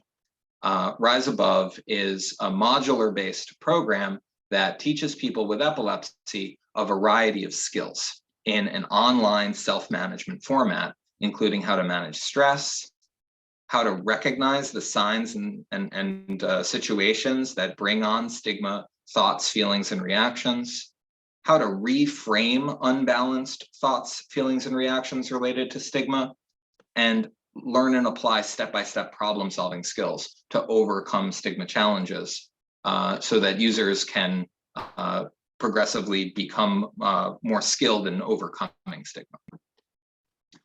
We received very recently a Epilepsy Foundation New England Blue Skies pilot grant to beta test the Rise Above program in people with epilepsy, meet with these individuals to elicit their experience and recommendations about how we can optimize the program, and then actually engage in refining the program based on their specific input so that together we can ensure that Rise Above meets the needs and preferences of people with epilepsy in our community. Long-term, our vision for this program is such that we want to make it accessible, equitable, and empowering, and available to people with epilepsy, initially nationally, and hopefully over time more globally at no cost. In the meantime, there are a lot of anti-discrimination campaigns and resources, including those held by the Epilepsy Foundation of New England and other allied advocacy groups that are there to help the public to have a more balanced view of what it means to live with epilepsy, and more especially what it doesn't mean. And for folks with epilepsy, a terrific resource that is available with a complement of programs is the CDC-sponsored Managing Epilepsy Well Network, which has rolled out a variety of web-based and telehealth accessible interventions and tools to help people with epilepsy access needed information and services. And that's linked here. There are a variety of programs related to helping people manage depression, support resources for self-management of medication, stress, sleep, and so forth, memory management programs, and more. And locally, the Epilepsy Foundation has lots of resources available to folks here at home. So online support groups, free educational trainings to school personnel and within classrooms. Here at Rhode Island Hospital, we're very fortunate to have our very own resource room coordinator to help people gain personalized access and knowledge about the services and resources available to them. Collaborations with the AmeriCorps volunteers and the new grant-funded initiative to introduce community health workers into epilepsy care more broadly, or just a few. Educational issues can also be managed for younger people with epilepsy by connecting with the Rhode Island Advocacy for Children organization. The Rhode Island Parent Information Network is a wonderful additional resource to help advocate for children living with epilepsy. For folks trying to break into or manage more optimally their work life, the Rhode Island Career Center and the Vocational Rehabilitation branch of the Rhode Island Office of Rehabilitation Services are also really good resources to be aware of and tap into. And then if it ever gets to the point of actual discrimination or needing to pursue disability services or get help around anything sort of along that spectrum, the Rhode Island Disability Law Center is another helpful resource. And with that, I think I'm just about at time and happy to take any questions anyone may have. Dr. Margolis, we have a couple of questions. One is, as a newer epilepsy patient, I have recently began using Tai Chi and yoga on a regular basis to help reduce stress and improve fitness.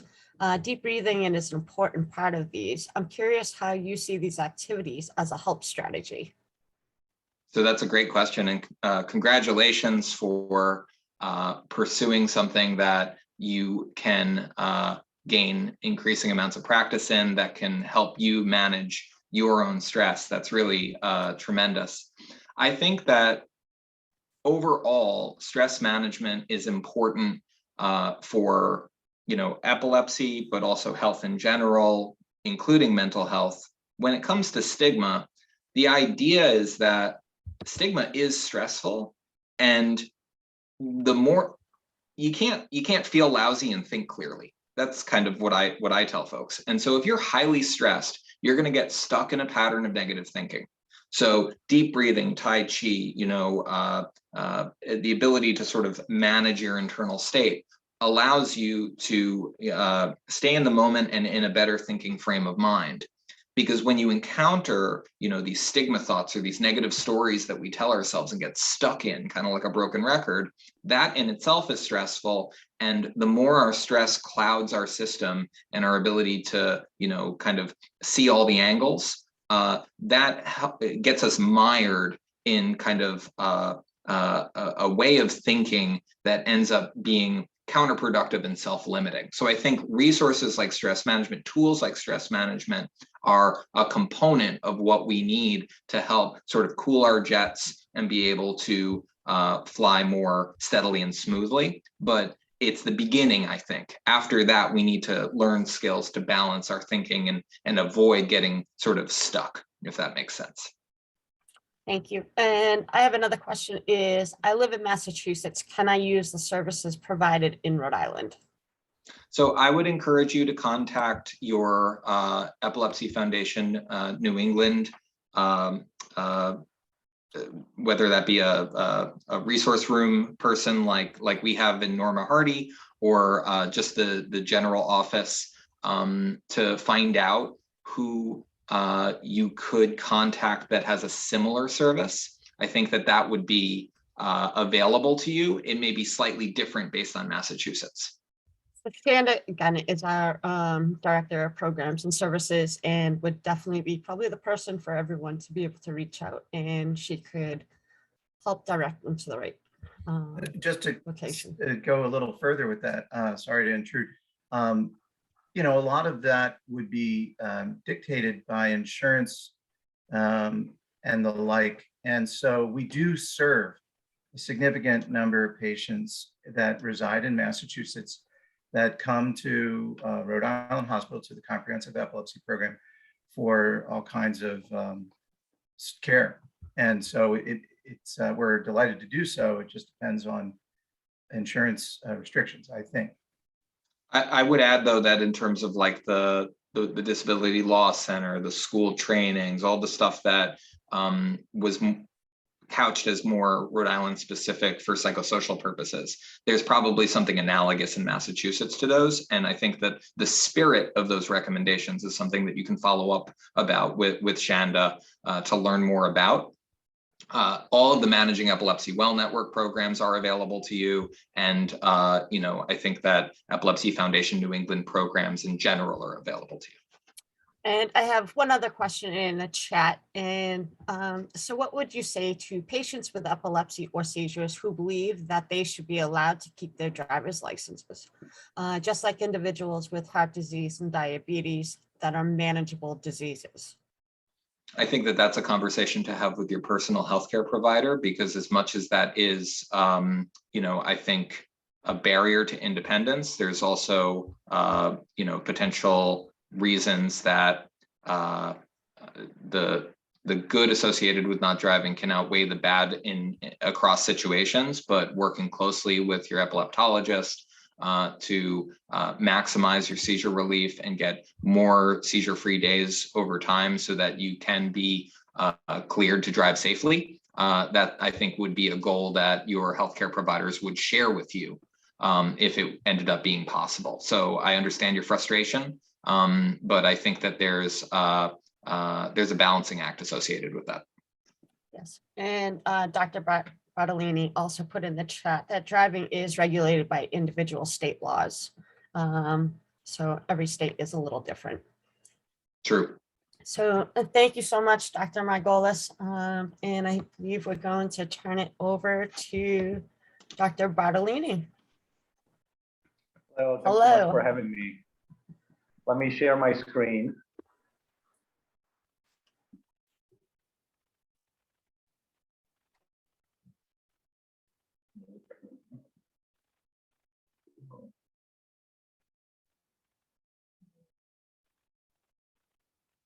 One more moment. You should be able to see my presentation. Give me a nod if you see it. You're muted. Your screen looks like it is frozen. If you stop sharing, and then try sharing again, you should be able to get it.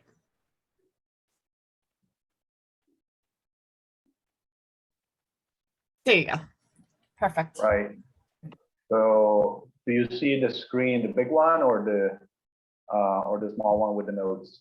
So we have both, the small one with the notes next to it. It's Awesome. small. It's like we're seeing 2 slides of 12 with the presenter notes at the bottom. Yeah, so give me one more second to see if I can actually share the other screen.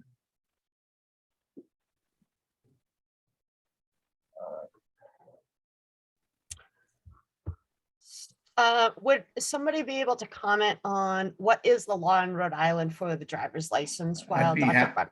Yeah, I'd be happy to. This is Dr. Blum. We did a survey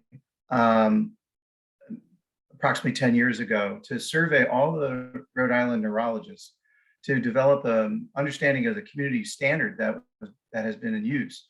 And what we discovered was that the community standard, if you will, is to use a 6-month seizure-free paradigm as it exists in Massachusetts.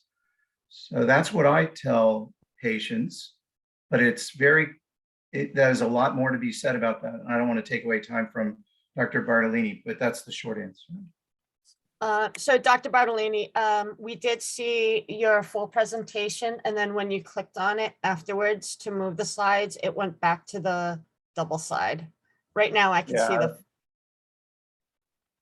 Yeah, I don't know why it's doing this, but anyway, I apologize. So let's just get started. I'm the Chief of Pediatric Epilepsy at Hasbro, and we're going to talk today about precision medicine in pediatric epilepsy.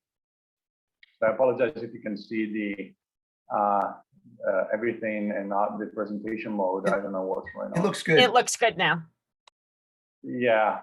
Do you see the big screen or the slides on the left and everything else? Slides on the left, but it's good.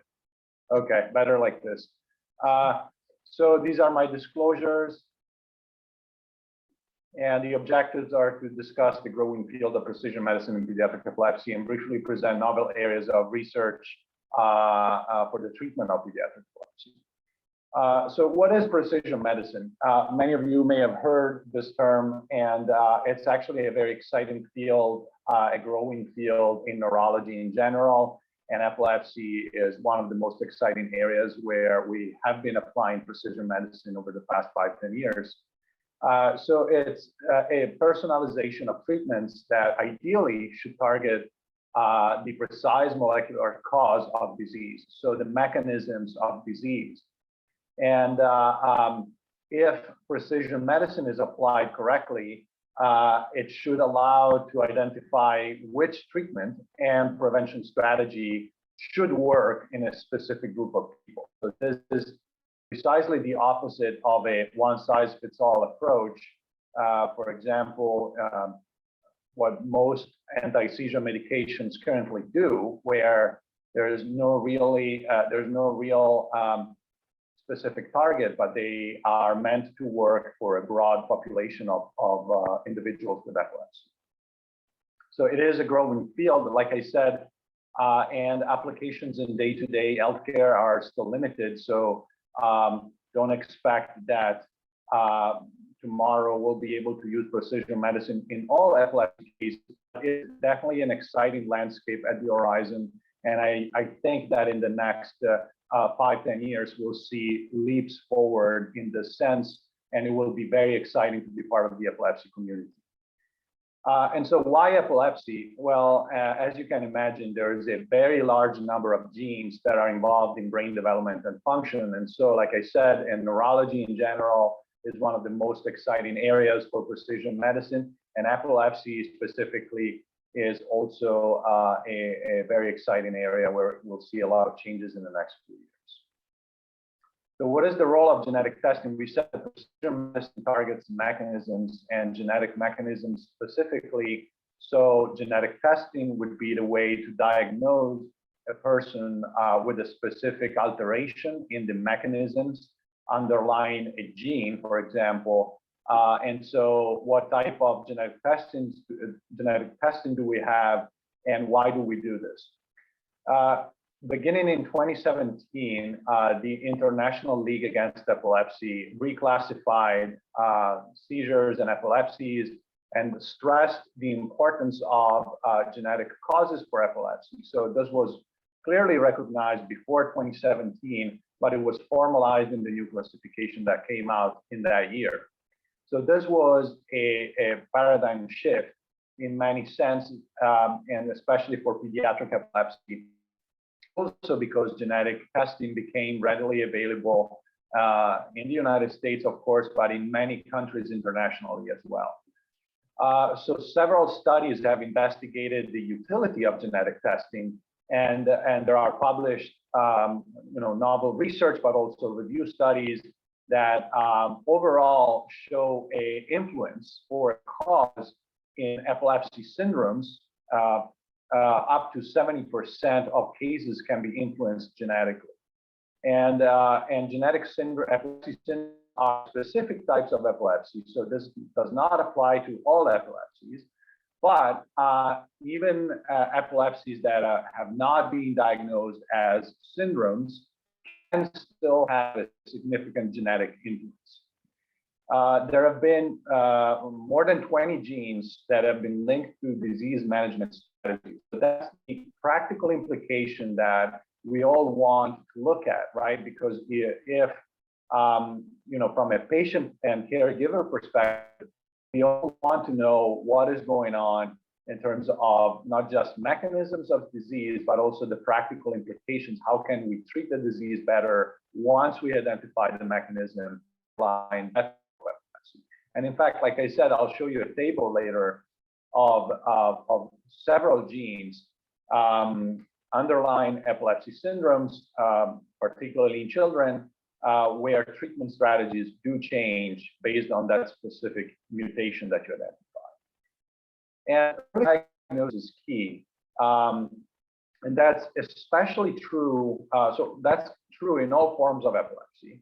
And that's especially true in early infantile epilepsy syndromes, where you may have a better outcome and an early tailored intervention if you diagnose the child early and you don't wait until the maximal degree of severity of disease. Because some of these forms of epilepsy start in a milder form, and then unfortunately they do progress, and at some point they reach maximum severity, and that's where at that point most children are diagnosed. But what I'm advocating for is early diagnosis. So before children reach that maximum severity point, and that can really change the outcome. So who should receive genetic testing? Well, all patients with epilepsy for whom other causes for their seizures have been ruled out. So that's true, especially in children, and especially in children under the age of 5 years, but it's also true in adults. So there are many cases where, and again, each case is different, but when you rule out other causes for epilepsy, and I can see presented here, one of the most common causes for epilepsy is structural, meaning that there's an abnormality in the brain, which can be the result of an injury at birth, what we call hypoxic ischemic injury. Could be an area where the brain formed differently than the rest of the brain, a small area formed differently during life in the womb, and that's called a malformation of cortical development. Cortical dysplasia is the most common. It could be a tumor, stroke, and then we have infectious causes for epilepsy, metabolic causes, and immune-related causes. So it's a big umbrella where we have several different possibilities, but once they have been ruled out, that's when genetic testing can be very useful. And as always in medicine, the utility of a test is influenced by the context and the reasons why you do that test. And so genetic testing should not just be done in everybody, but history, clinical assessment, which includes a physical exam, EEG, MRI, and all possible tests that we do for epilepsy are key in guiding our decisions. So keep in mind that this is a free program for any child under the age of 8 years who has had an unprovoked seizure to be tested in the US. So you should ask your neurologist about this. And I'm saying in the US here, but many other countries participate in similar programs. There's one in Canada, there's one in Australia, there are several in Europe. So this is, again, a paradigm shift in terms of diagnosis for pediatric epilepsy. I wanted to show you briefly, not to bore you with medical terms, but just to show you the practical implications of a genetic diagnosis in children.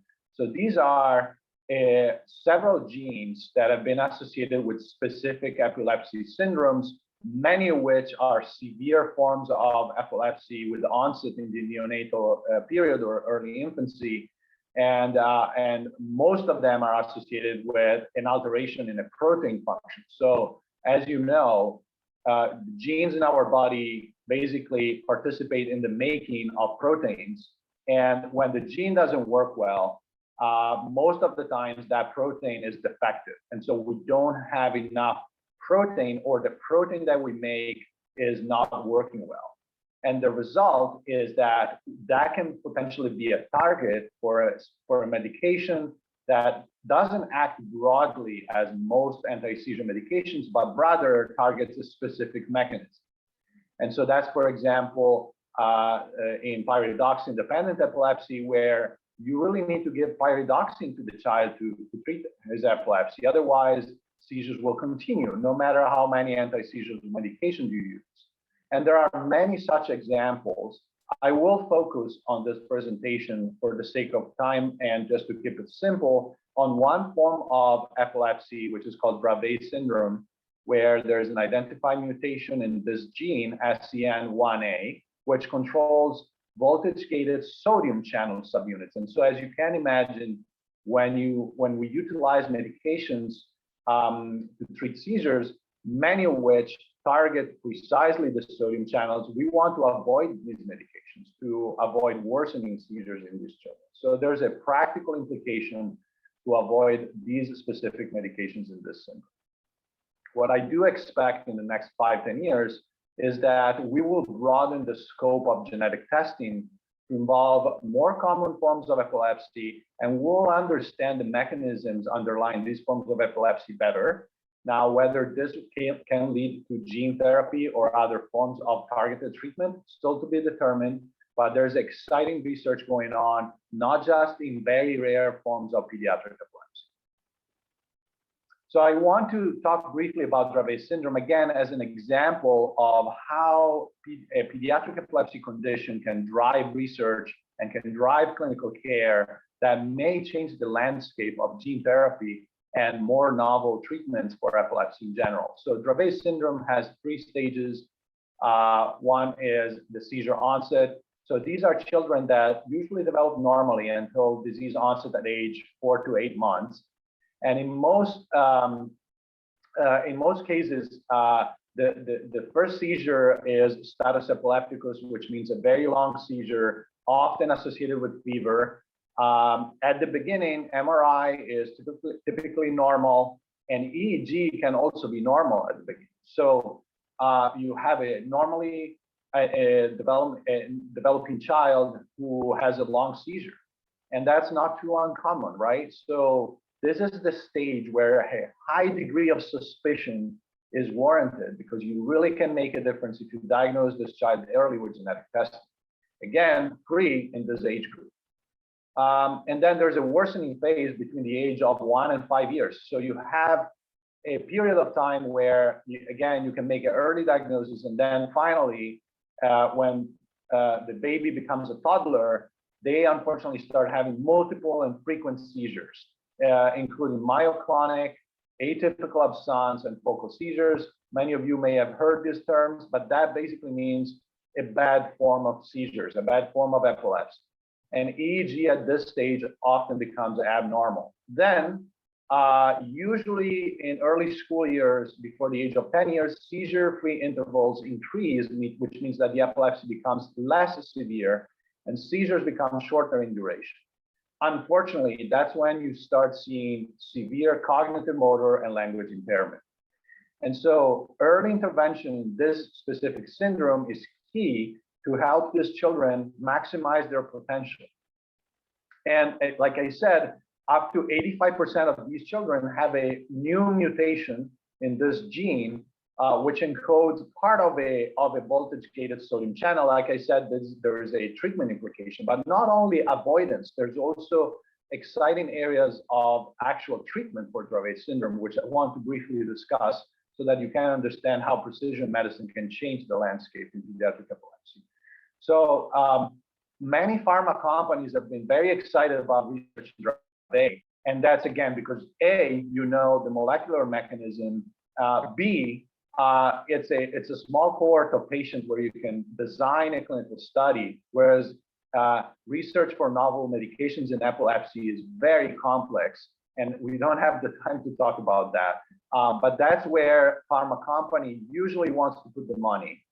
And so there are 3 medications that are not the generic anti-seizure medications that you probably know and that are commonly used in other conditions. One is fenfluramine, which interestingly was approved back in the 70s by the FDA. And now more recently, it was approved also for Lennox-Gastaut syndrome, which is another form of very severe epilepsy in young children. Then there's cannabidiol, which many of you may have heard about, and again, approved in 2018 by the FDA for Lennox-Gastaut syndrome and Dravet syndrome. As you can see, these 2 syndromes often go together with approval, and that's no wonder because the clinical studies often include populations that have both syndromes. And then for cannabidiol, there's also tuberous sclerosis complex in young patients, very young patients, so 1 year of age and older. These are FDA approved indications. As you can imagine, our area of expertise, pediatric epilepsy, is challenging because we often have to treat patients that are either younger or have different indications. But I want to present the FDA approval for these medications. And then stiripentol is another medication that was approved in 2018, again, for Dravet syndrome in young children, in this case, taking clobazam. And that's because these trials are often add-on trials, which means that you can't really do a randomized placebo-controlled trial in epilepsy. That would be unethical. And so the approval of these medications is often influenced by these facts. So the purpose of this slide is, again, not to bore you, but to say that some of these medications, actually, these 3 medications are not the usual anti-seizure medication. They're not levetiracetam. They're not carbamazepine. They're very different in their mechanism of action and in their efficacy. So I'll pick fenfluramine as an example. Again, FDA approved for the treatment of seizures associated with Dravet syndrome and Lennox-Gastaut syndrome in patients 2 years of age and older. There was a large study in more than 200 children with Dravet, which was done in 2020, and they had an excellent follow-up. So believe me that 256 days of treatment for follow-up is an outstanding duration in clinical trials for epilepsy. And as you can see, they had a median decrease in convulsive seizure frequency compared to the baseline in the double-blind studies of 67%. So this is, of course, with a wide range because of the heterogeneity of the children enrolled in the study, but still the median was very significant. And again, it was similar the decrease in seizure frequency was similar in younger patients, so less than 6 years of age, and older patients.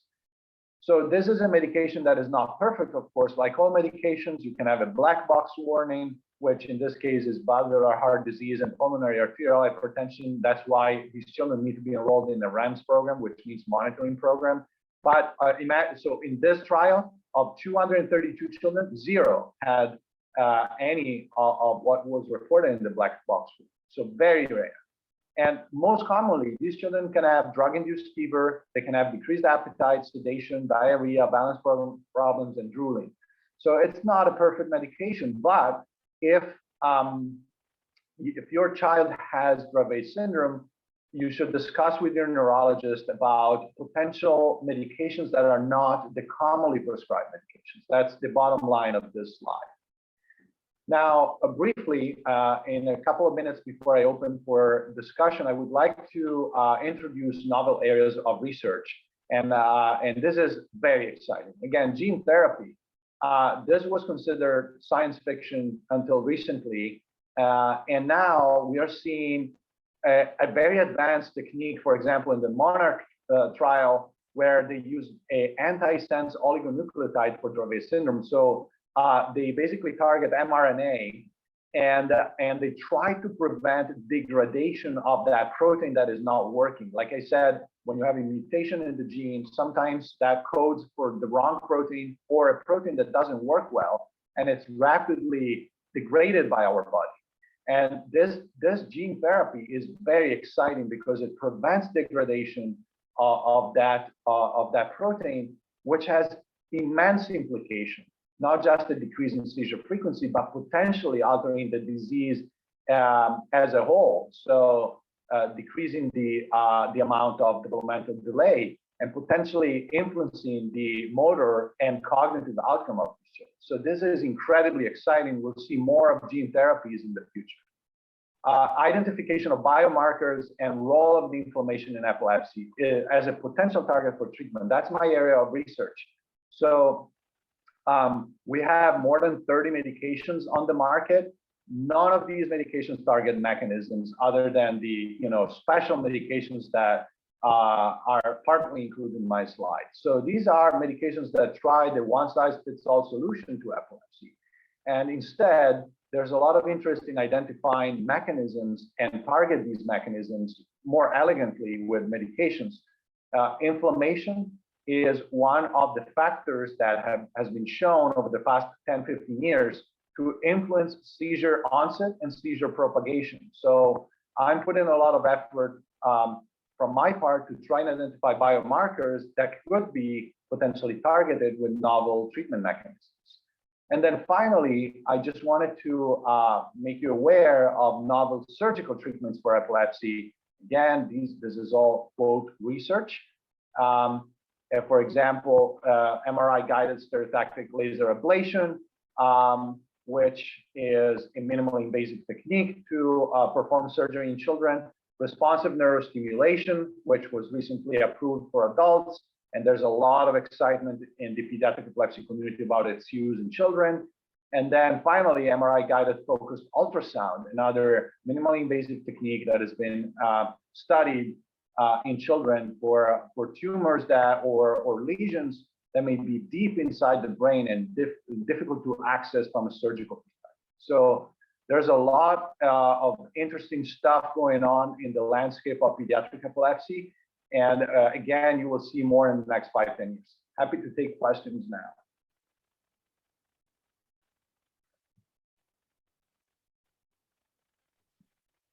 Sorry, I couldn't get myself off of mute.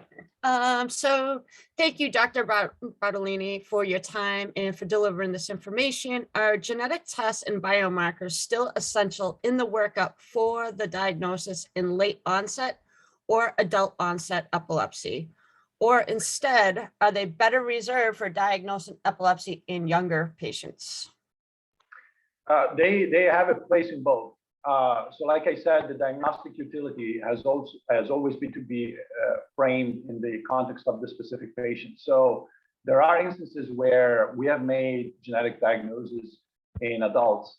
When I was at the NIH, we were seeing third opinions for epilepsy, and it was not common to make such diagnoses, but we did do them. So in the appropriate context, precision medicine is also on the landscape of adult epilepsy management. The diagnostic utility is higher in young children, and that's why it's a free program for young children. Whereas in adults, sometimes you do have to battle with the insurance company because it's a new concept. Like all new concepts in medicine, there's sometimes a period of time where it's not become part of standard of care yet, and that's where there might be some decision making and back and forth with insurance company from the part of your neurologist. But it's certainly something to keep in the back of your mind and explore it. Thank you. This was so excellent. Someone also mentioned in the chat, and Dr. But I don't see any other questions at this time. I'm just going to ask, Luca, do you want to mention the role of the medical genetics colleagues that we are so fortunate to have?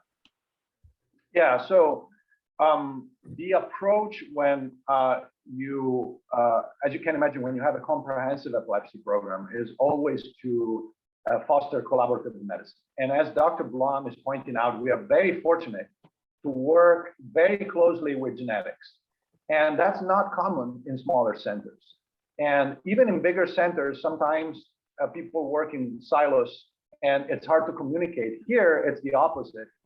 For example, in pediatric epilepsy, we sit on the same office. So the Children's Neurodevelopment Center is where we see patients in the outpatient clinic, and next door we have genetics. So what I do, instead of ordering the test myself, I refer all the patients to genetics, and that's because there's always something to be gained from a collaboration. As an epileptologist, I could easily interpret these studies, but I do think that there's a lot of value in seeing a geneticist and have a comprehensive evaluation. Sometimes, even facial features can be a hint to what a diagnosis could be for a child.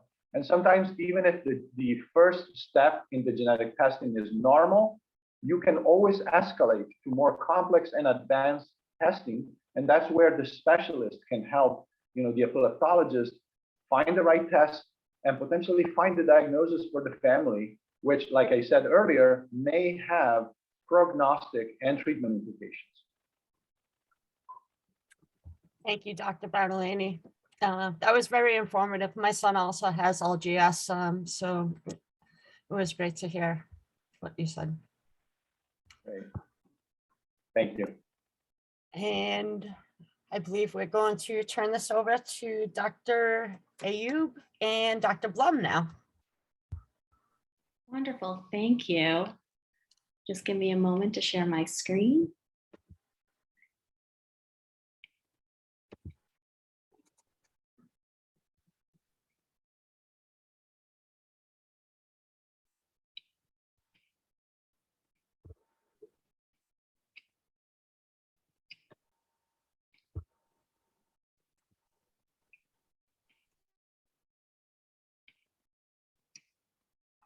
Okay. So my name is Dr. Ayub, and today with Dr. Blum, we'll be talking about advances in surgery and neurostimulation for epilepsy. Here are our disclosures. I have some institutional grant funding for research support, and Dr. Blum has royalties from his prior books and research support, and also serves as the medical director for United Diagnostics. Our objectives today are to discuss the following: who are candidates for epilepsy surgery and or neurostimulation, how do we evaluate for epilepsy surgery, and what are the surgical options. So as you know, epilepsy is a chronic neurologic disorder with a tendency to have recurrent seizures. We define this as having 2 or more unprovoked seizures, or 1 unprovoked seizure with either an abnormal MRI, EEG, or an epilepsy syndrome. The diagnosis of epilepsy does not indicate a cause or a prognosis. And as has been previously discussed, there are many anti-seizure medications available for the symptomatic treatment of epilepsy. In this study done by Kwan and Brody in 2000, looking at patients who were previously untreated for epilepsy, what they found was that patients became seizure-free with the first medication. About 47% of patients became seizure-free with the first medication tried. An additional 13% became seizure-free with the second seizure medication tried. However, on third or multiple drug trials, there was a less than 5% chance of seizure freedom. So this left about 1/3 of patients, or 36% of patients, with drug-resistant epilepsy. So how we define drug-resistant epilepsy is the failure of 2 or more medications, because we know that the chances for seizure freedom will be less than 5%. Nationally, we recommend that for these patients, they're referred to an epilepsy center to discuss alternative options. Alternative options include surgery, other appropriate medications, ketogenic diet, ketogenic diet for pediatric populations, experimental drugs, or treatment. So how do we evaluate for epilepsy surgery? Well, we first start by confirming the diagnosis. This is through a clinic visit, possibly an outpatient EEG, MRI, and oftentimes a referral to our epilepsy monitoring unit, or the EMU. The EMU is an elective hospital admission for continuous video EEG. During this admission, we try to capture, characterize, and confirm the diagnosis of seizures. We've seen in our practice that sometimes people are misdiagnosed. Instead of seizures, they actually have either a cardiac disorder, a movement disorder, a sleep disorder, or a stress disorder. And so once we've confirmed that they have seizures, we try to find where the seizure originates from. And that could be either a single onset focal epilepsy, more than one onset, multifocal epilepsy, a generalized onset, meaning from all over the brain all at once, or sometimes we're uncertain where it's originating from just the scalp EEG. So once we are able to confirm the diagnosis of epilepsy and we start looking at where the seizures come from, we get this from the history, the EEG, imaging studies, and neuropsychological studies. We look at all of this data together as a multidisciplinary group with epileptologists, neurosurgery, neuropsychology, neuroradiology, and nursing. Our ideal surgical candidates are someone with a single identifiable focus or seizure onset, a structural abnormality on imaging, an area that is safe for operation, also referred to as non-eloquent, and that there's agreement between the data. And the data refers to the EEG, the imaging, and the neuropsychological information that we've gathered. And so what happens in those cases where we can't find the seizure onset? So sometimes a seizure onset is either too small or too deep for us to see on the scalp EEG. And so the different options are using electrodes directly either on or within the brain. There's been traditionally grid and strip electrodes were placed directly on the surface of the brain. However, there's now been a movement towards using depth electrodes. The depth electrodes are placed through a small incision in the skull, and they can reach deeper regions within the brain. The reasons why that we've moved towards this is because, one, it allows us to reach deeper regions of the brain. It's also less painful and the recovery is easier as well for patients. In terms of surgical options, we have the traditional option of resection and newer options with laser interstitial thermal therapy and neurostimulation. If you look online, you'll see that studies can show variable outcomes. They may talk about total seizure freedom, meaning freedom from all seizures, or freedom from disabling seizures. And disabling seizures are described as seizures that can cause loss of consciousness or impaired awareness. Resection is our oldest technique for epilepsy surgery, and this requires a surgical removal of the part of the brain where the seizure originates. Ideal candidates for this are patients with focal epilepsy with one onset, and that onset occurring in the non-eloquent region of the brain. The outcomes depend on whether there is a structural abnormality and where in the brain the seizures are originating from. In our best case scenario, which is patients with mesial temporal sclerosis in temporal lobe epilepsy, the seizure freedom rates can be up to 80 to 84%. However, in patients without lesions, the seizure freedom rates are lower. What a resection entails is it entails an open surgery, meaning that the surgeon would need to remove part of the skull to remove the part of the brain where the seizures are coming from. Another option is laser interstitial thermal therapy, or LIT. What this is it's a minimally invasive technique where a laser is used to ablate the area where the seizure is coming from. The ideal candidates for this are similar to resection, where it's for patients with focal epilepsy with a single onset, also occurring in the non-eloquent part of the brain. Similarly, outcome rates depend on where in the whether there's a structural abnormality and where in the brain the seizures are coming from. In our best case scenario, which is mesial temporal sclerosis and temporal lobe epilepsy, traditionally seizure freedom rates have been up to 50%. Overall, this technique is minimally invasive in comparison to the resection, meaning that there'll be a shorter hospital stay. And while outcomes may not be as good traditionally, the cognitive risks may be less. And when I refer to the traditional outcomes are using a single laser or a single trajectory. However, our neurosurgeon, Dr. Wael Assad here at Brown, has pioneered a new technique that he's recently published about. And instead of using one laser or one trajectory to target the temporal lobe, he uses two lasers and two trajectories. And this allows for a fuller ablation of the hippocampus. And in his recent study, in our recent study published last year, looking at 10 patients with mesial temporal temporal lobe epilepsy, all 10 patients became free from disabling seizures, meaning the seizures that cause loss of awareness. And about 80% were totally seizure free. And like I mentioned, this is a newer technique. We don't yet have 5-year data, but we will in a few years. And I'll turn it over to Dr. Blum. Thank you, Neishay. That was terrific. So with that background, I'm going to shift to another surgical approach, namely neurostimulation for medication-resistant epilepsy. And there are 3 available FDA-approved methods to talk about: vagus nerve stimulation, abbreviated VNS, deep brain stimulation, DBS, and responsive neurostimulation, RNS. Next slide, please. Thanks. So this is a cartoon depicting vagus nerve stimulation, or VNS. And as you can see, there's a generator that's implanted under the skin of typically the left side of the chest. And that houses the battery and hardware and software.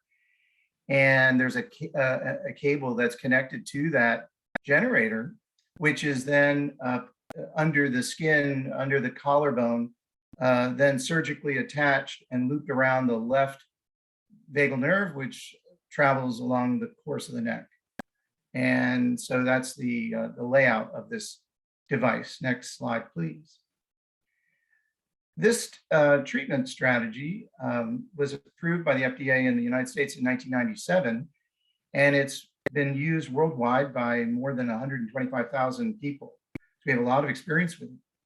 The device intermittently stimulates the left vagal nerve in the neck, and this then sends stimuli north up to the brainstem, which then passes the stimulation forward up to higher CNS centers, including bilateral CNS regions.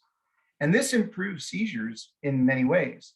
This method of treatment can result in fewer seizures, milder and shorter seizures, often improved or quicker recovery from seizures.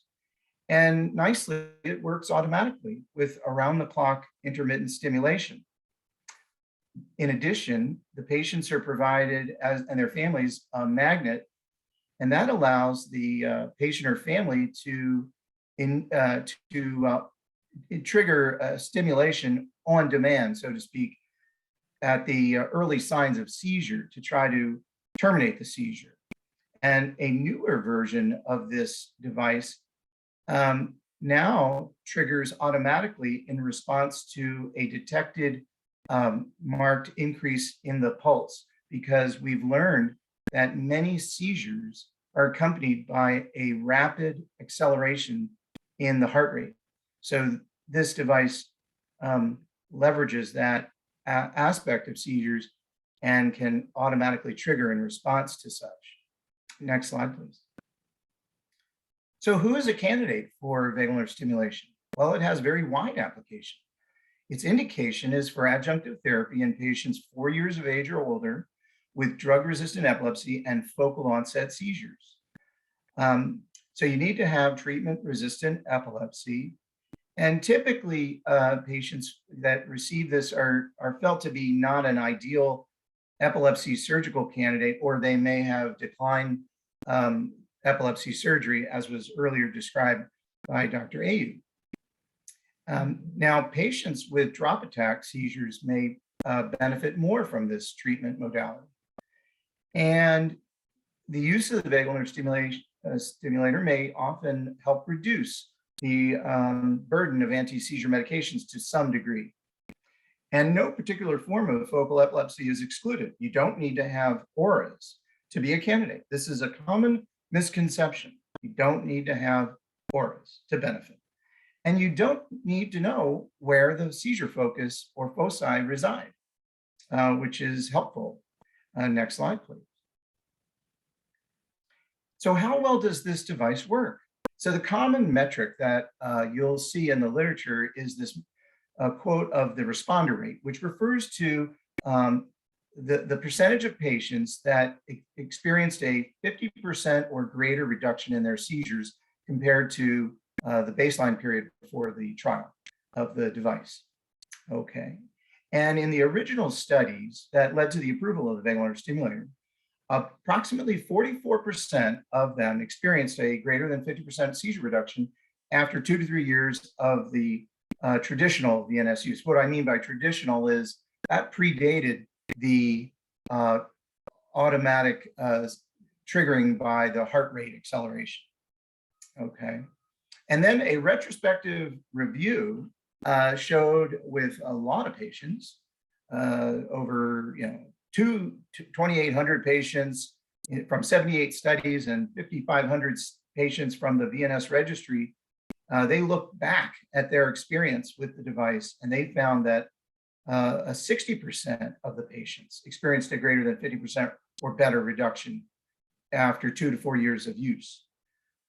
And more recently, with this auto stim methodology, 60% of 80 patients who had that device, this newest model, achieved a greater than 50% seizure reduction after a follow-up of 13 months.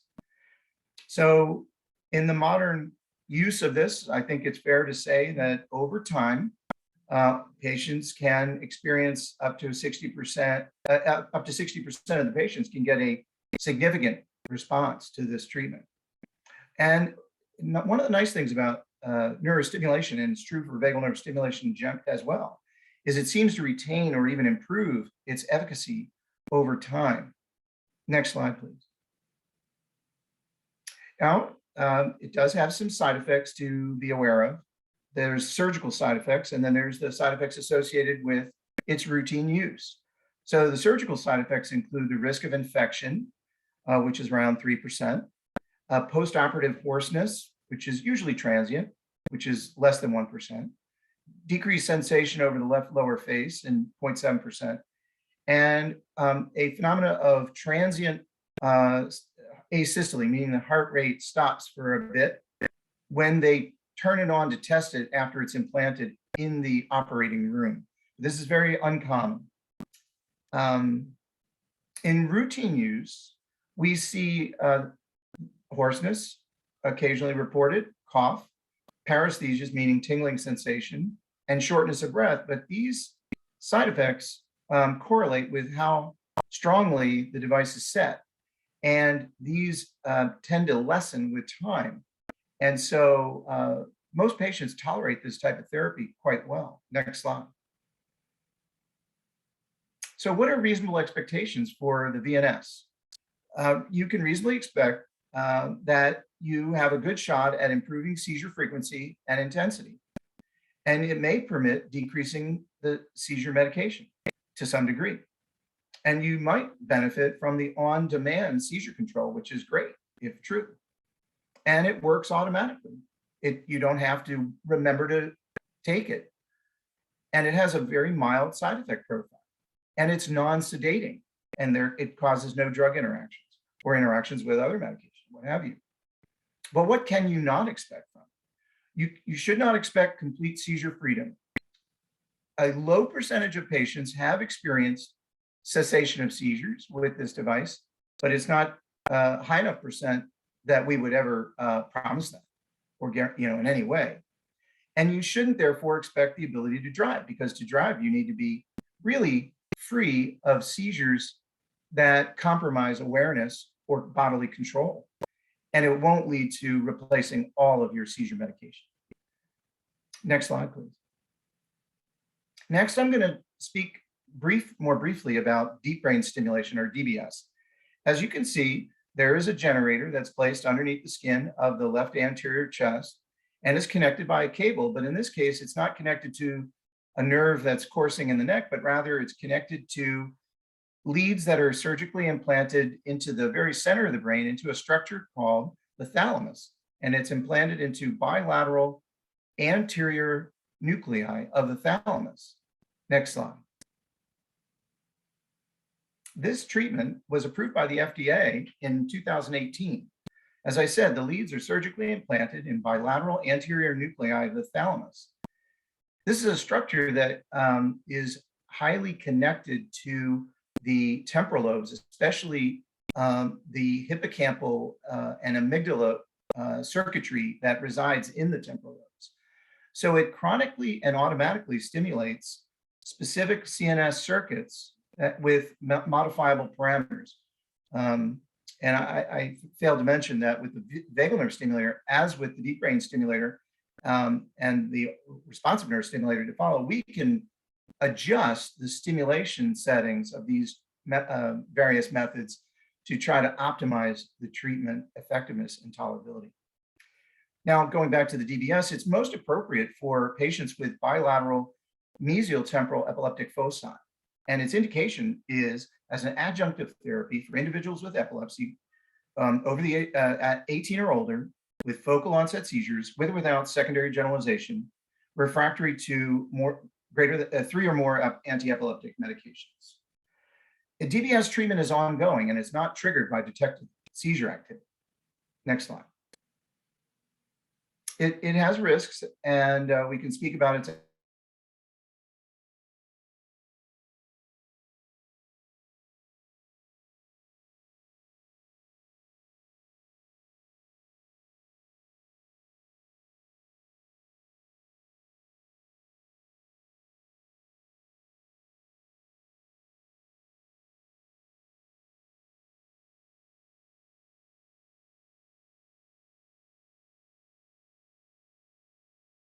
Treatment of patients with forms of Parkinson's.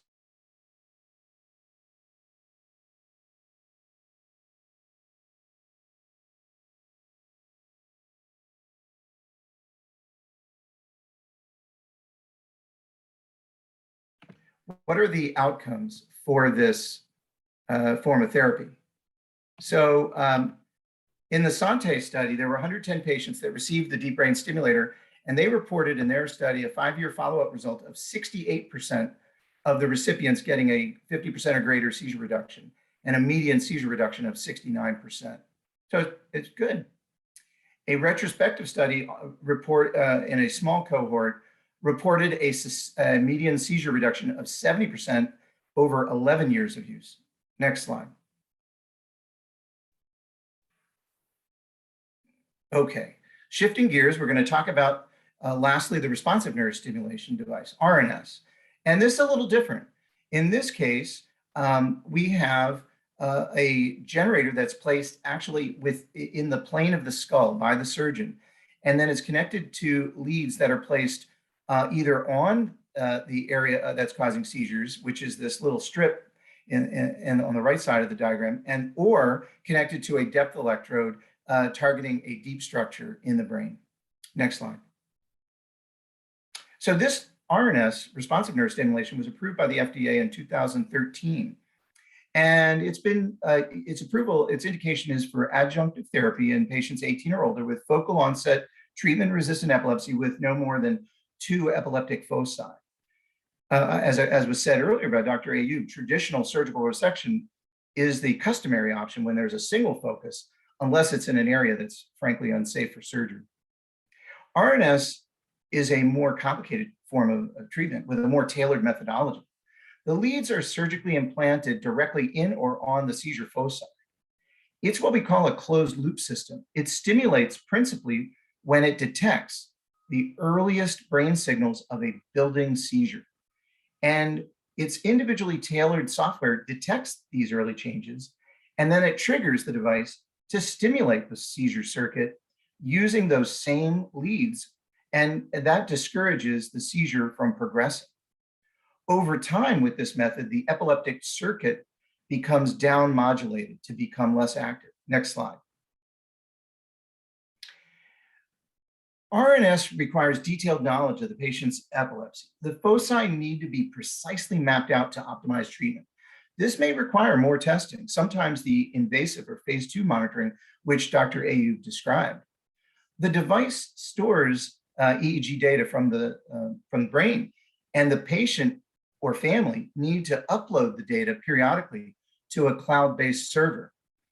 The patients are given a magnet, not to turn on the device, but rather to mark or record when a seizure occurs. The device data is then periodically reviewed, and that helps us tailor the detection and stimulation settings to improve the treatment over time. There is no on-demand means to turn on the device. It works automatically. Next slide, please. This is a graph of the outcomes of the RNS over approximately 9 years of use. And what you can see is that over time, its efficacy improves and ultimately achieves roughly 70% or slightly more response to seizure, greater than 50% or better reduction in seizures. Next slide. In terms of its risks and safety, the infection rate with the RNS is about 3.7% per procedure. The implant procedure related hemorrhage rate was 2.7%, but did not demonstrate long-term sequelae. Headache can occasionally be an issue. There are no adverse cognitive effects and no chronic stimulation side effects. Next slide. So RNS may expand the range of patients that can benefit from surgical approaches to epilepsy, including neuromodulation. And current research is exploring new ways to use this technique to help patients that historically could not profit from epilepsy surgery or were not felt to be candidates. This includes using to better advantage thalamic stimulation or combinations of cortical and thalamic stimulation. But this is research in progress. And what we also want to say that combined VNS and RNS stimulation is feasible and can be selectively employed. Next slide. So thank you so much for your attention and time for questions.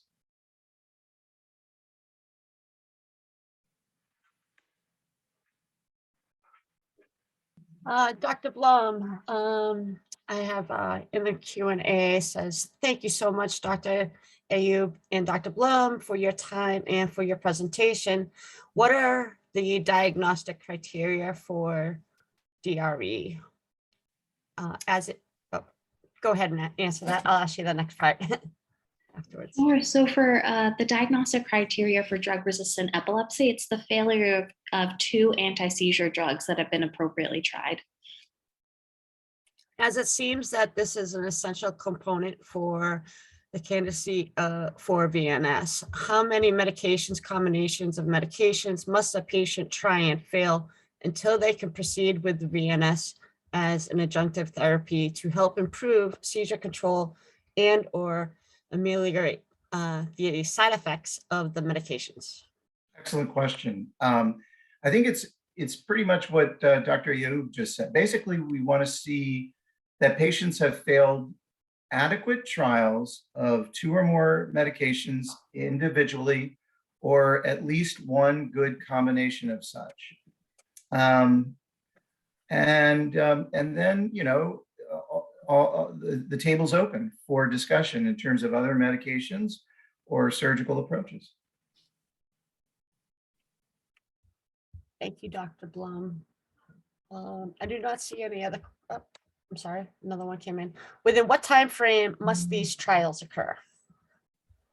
Well, that's a good question, because the key word that I threw in there was adequate trials. So what that means is you have to, so every patient has their own seizure rate, right? So if a patient is having seizures every day, it doesn't take very long to show whether the drug is effective or not.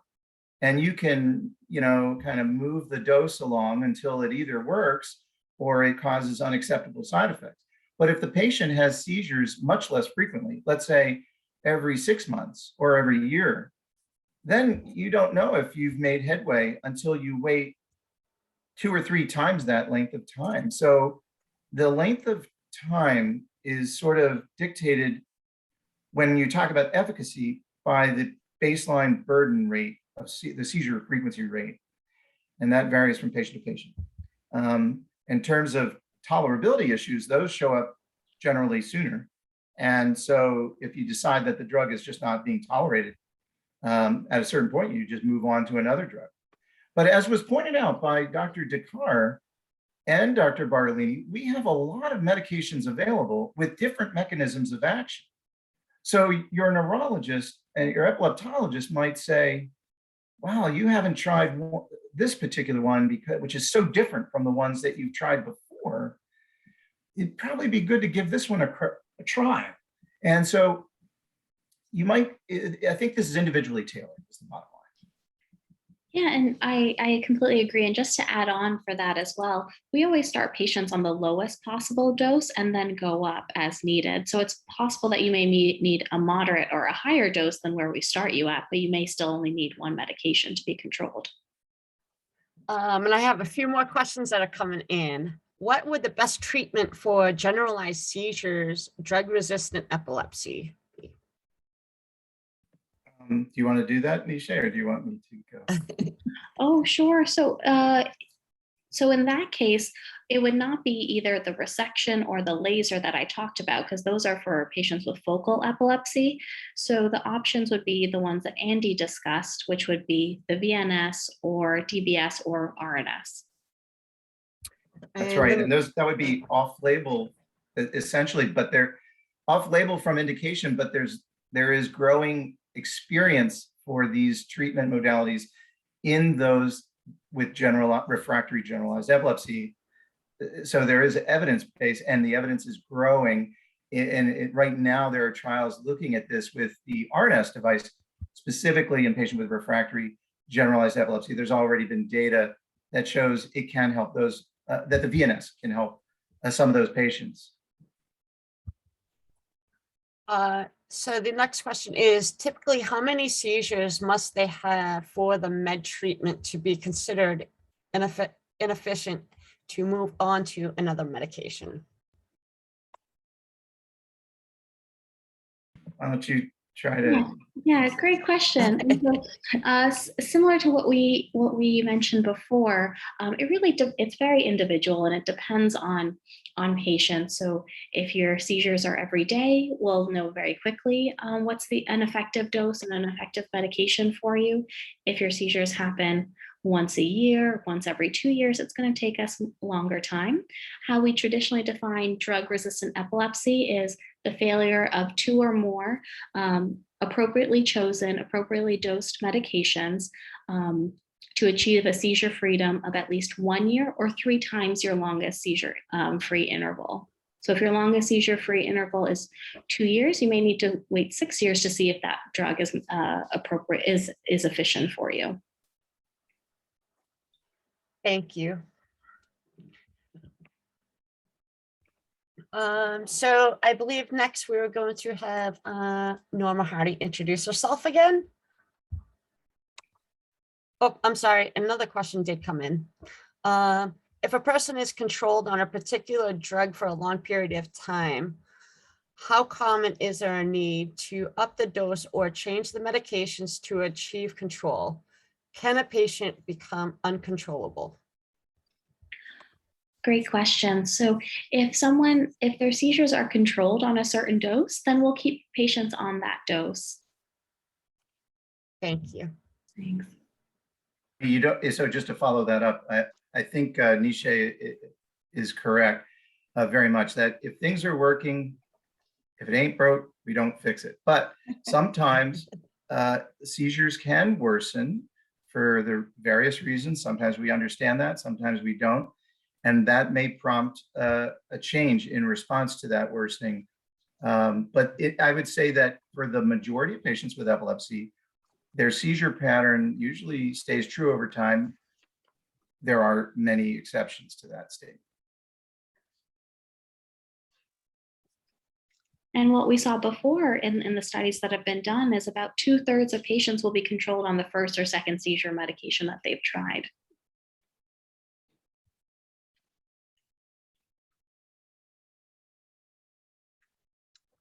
I guess it's my time to introduce myself. I am Norma Hardy, and I am the Epilepsy Resource Coordinator located at Rhode Island Hospital. But I'd like to tell you a little bit more about the resource room. Your neurologists and other healthcare providers may have mentioned the Epilepsy Resource Room, and you're wondering, what is this? We have an epilepsy resource room located in hospitals and other partnering organizations, such as in the state of Massachusetts, New Hampshire, Maine, and of course, Rhode Island. And one thing you need to know is that this resource room is mostly virtual, all right? And our services are designed to provide help for today and hope for tomorrow. It's good to give someone hope. Here are some things that you should expect to receive from the epilepsy resource room. Care management, and that is helping you to navigate through setting and researching goals and access to supports.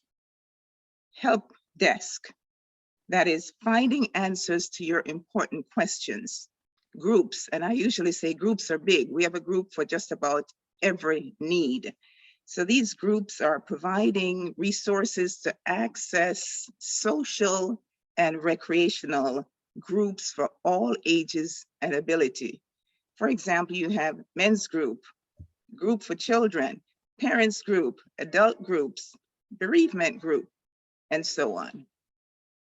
Education, that is providing information and support to manage your health. Awareness, that is improving awareness of factors that impact health and wellness. And last but by no means least, to explain or to clarify providers' instructions and medication. Contact information is in the chat. I know I gave you a wrong email address the first time. My email address is nhardy@epilepsynewengland.org. And my phone number is 401-952-0641. At this time, I'd like to introduce Dr. Roth, who is our next speaker. Thank you so much for that introduction. I didn't know if maybe Dr. Dhakar wanted to say something because I think we're viewing her screen right now. But maybe I will share my slides. Oh, thank you so much. So let me go ahead and share my slides and then I'll introduce myself. Thank you, Norma. All right.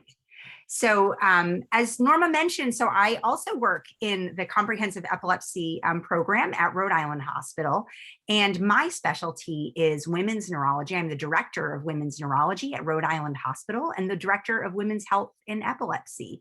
And if you've stuck around to the very end, I'm hoping this means that you have a little bit of interest in this topic, and maybe this either pertains to you or you have a friend or a family member who might benefit from this segment of the talk. There are going to be a lot of words on the slide, but I'm going to hopefully try to distill that into some key concepts and open this up for some questions at the very end. All right, so to get started, full disclosure. Number one, I have no commercial financial disclosures, but I am both a neurologist and a mom. So I have to say that I bring both of those hats to the table when I'm counseling my patients, particularly those who are contemplating starting a family and are dealing with either a history of epilepsy or really encountering the very scary situation of having their very first time seizure during a pregnancy. And those are my kids. So what is women's health and epilepsy? What do women think about? What do they care about, right? So yeah, women care about the same thing as everybody else, right? Driving, working, raising a family, financial independence, developmental disability, stigma, mental health, wellness, med selection, surgery, everything that you've heard about this morning. But we also need to talk about the effects of hormones like estrogen and progesterone on our seizures and the effects of medications. We have to think about contraception, pregnancy, postpartum, menopause. And we have to think about other hormonally mediated neurological conditions like migraine, for example. So I hope to touch on some of these in the next 15 or 20 minutes and open it up for conversation. Let's talk first about hormones and seizures, okay? So we all know a little bit about hormones and seizures, but let me kind of unpack that a bit. During the childbearing years, seizures are linked with the menstrual cycle. And this is true for the majority of women. So about 40 to 50% of women notice some increase in seizures around their periods. And a subset of these are said to have catamenial epilepsy, which is a much stronger link, over 70% of seizures occurring, or exclusive seizures around menstrual periods. There are many, many treatments for catamenial epilepsy. And so if you are somebody who has seen, say, your OBGYN and said, you know, maybe there's a hormone treatment, or I had a patient come to me recently who said, you know, my seizures are so strongly linked to my periods. If only somebody could just take it all out, maybe I wouldn't have seizures anymore. And I have to say, if only things were so simple, it's not actually quite so simple. So some of the strategies to treat hormonal linked seizures or catamenial epilepsy that have been tried over the years include the following: pulsed progesterone hormones. So these include natural progestin lozenges, for example, given around certain times in the cycle, increases of doses of the same seizure medications, but dosed around menses. I didn't put this on the list, but just a baseline increase in your regular seizure medications can work. Perimenstrual benzodiazepines like lorazepam or clonazepam. Sometimes the addition of medicine, this is off-label because it's approved for the use of in Lennox-Gastaut syndrome, but clobazam was originally actually described in patients to be found to be useful in catamenial epilepsy, or management of fluids like a medicine called acetazolamide, which is not even a seizure medicine, can reduce fluid, and that might play a role in managing perimenstrual seizures. Suppressing the menstrual cycle is a more radical move. Now, that said, there was a recent meta-analysis last year looking at all of these strategies. And what a meta-analysis is a review of studies. So looking at all of the primary studies like randomized controlled trials and, you know, a case control study and all of the types of research that's out there, and then weighting those studies appropriately to look at what kind of evidence is out there. And what they found is that there's much more research needed because there wasn't one answer. And so we very much individualize the treatment to the patient. And so if you find that you have a pattern like this, it's not like, oh, solution, go on hormones. It's definitely worth a conversation with your neurologist. Now, why does this all happen? Well, it turns out the brain has hormone receptors, okay? So the menstrual cycle is a trigger for seizures, and what is thought to be the case is that the brain has both estrogen and progesterone receptors, both the male and the female brain, by the way. And estrogen is thought to be pro-seizure, progesterone is thought to be kind of anti-seizure. Again, it's not that simple because while the natural menstrual cycle can be a trigger, there's actually very little evidence that if you had to take a hormone for something, that hormone itself is a seizure trigger. All right, so that's counterintuitive, but it's very helpful because there are people undergoing fertility treatments. There are hormone treatments for other indications, menopause being one of them, but many other indications. And it's important to know that a history of epilepsy doesn't mean that that treatment is automatically contraindicated. It doesn't mean that that treatment is off the table. Like, oh, you know, and sometimes people will start to make that decision themselves, right? Like, oh, I can't do that because I have epilepsy, so I can't take a hormone, but that's not true. I think it's just something that you just have to remember to bring up with your doctor. However, there are seizure medicines that you have to be aware where there is a conflict with the hormone. And this is true with hormone-based contraception. So let me just show you a few examples. This is a chart. It's a very busy slide. This is from a paper that shows a list of all of a variety of hormone-based contraception, like the pill. The pill is like something you take by mouth, either combined estrogen and progesterone, or what's called the mini pill, which is just progesterone, or a combined patch, or an implant that goes in the arm that's progesterone only, or an intrauterine device, which has a little bit of progesterone in it. And all of these, to varying degrees, can have interactions with some, but not all, of the seizure medications. So you need to be aware of this. Rest assured, there are some lacosamide, levetiracetam, and zonisamide. There are no interactions. There's one you need to know about, lamotrigine. Okay, lamotrigine is important to know because if you're on this medicine and you go on one of these hormone-based methods, it actually will lower the lamotrigine level. And so your neurologist would need to know that information. This isn't just a vitamin that you pick up over the counter. It's very important. Another one on that list that does that is valproic acid, but it does it to a lesser extent. And then there are many other medicines where the medicine lowers the effect of the birth control. So another important key concept that affects women. Let's shift gears and talk about another important issue, menopause. I would say I'm frequently discussing this issue with my patients because they'll observe my seizures are flaring up. I might be getting at that age. I'm having hot flashes. I can't sleep through the night. I'm having other symptoms, bloating maybe. Could I be going through the change? And in fact, about 40% of women do notice some worsening of seizures around menopause, especially those who had a hormonal seizure trigger to begin with. Now, seizures can, but don't necessarily, but can go into remission fully following menopause. It's just unpredictable. I can't promise that that's definitely going to happen. So when they ask me, oh, is this going to happen? I don't know. I don't know. It's not a reason, for example, not to go and get surgery or not to go and shift gears and attack those seizures more aggressively at that time. Another question that comes up, well, can you do a blood test, doctor? Can you do a blood test for menopause? Well, it's not so simple. It sounds like it should be a simple solution, but much like blood sugar in somebody with diabetes, where the blood sugar minute to minute can go up and down, during menopause, the hormones are actually going up and down. It's like a roller coaster. And if you are a person who is going through this now, or you have been through this, you will know what I'm talking about because it feels very much like a roller coaster. 1 minute to the next, the estrogen is either being pumped out or deprived. And so based on the timing of that blood test, you're going to get different results. And so you have to kind of ride the roller coaster, but we have to deal with the seizures because they can absolutely be worse for some people.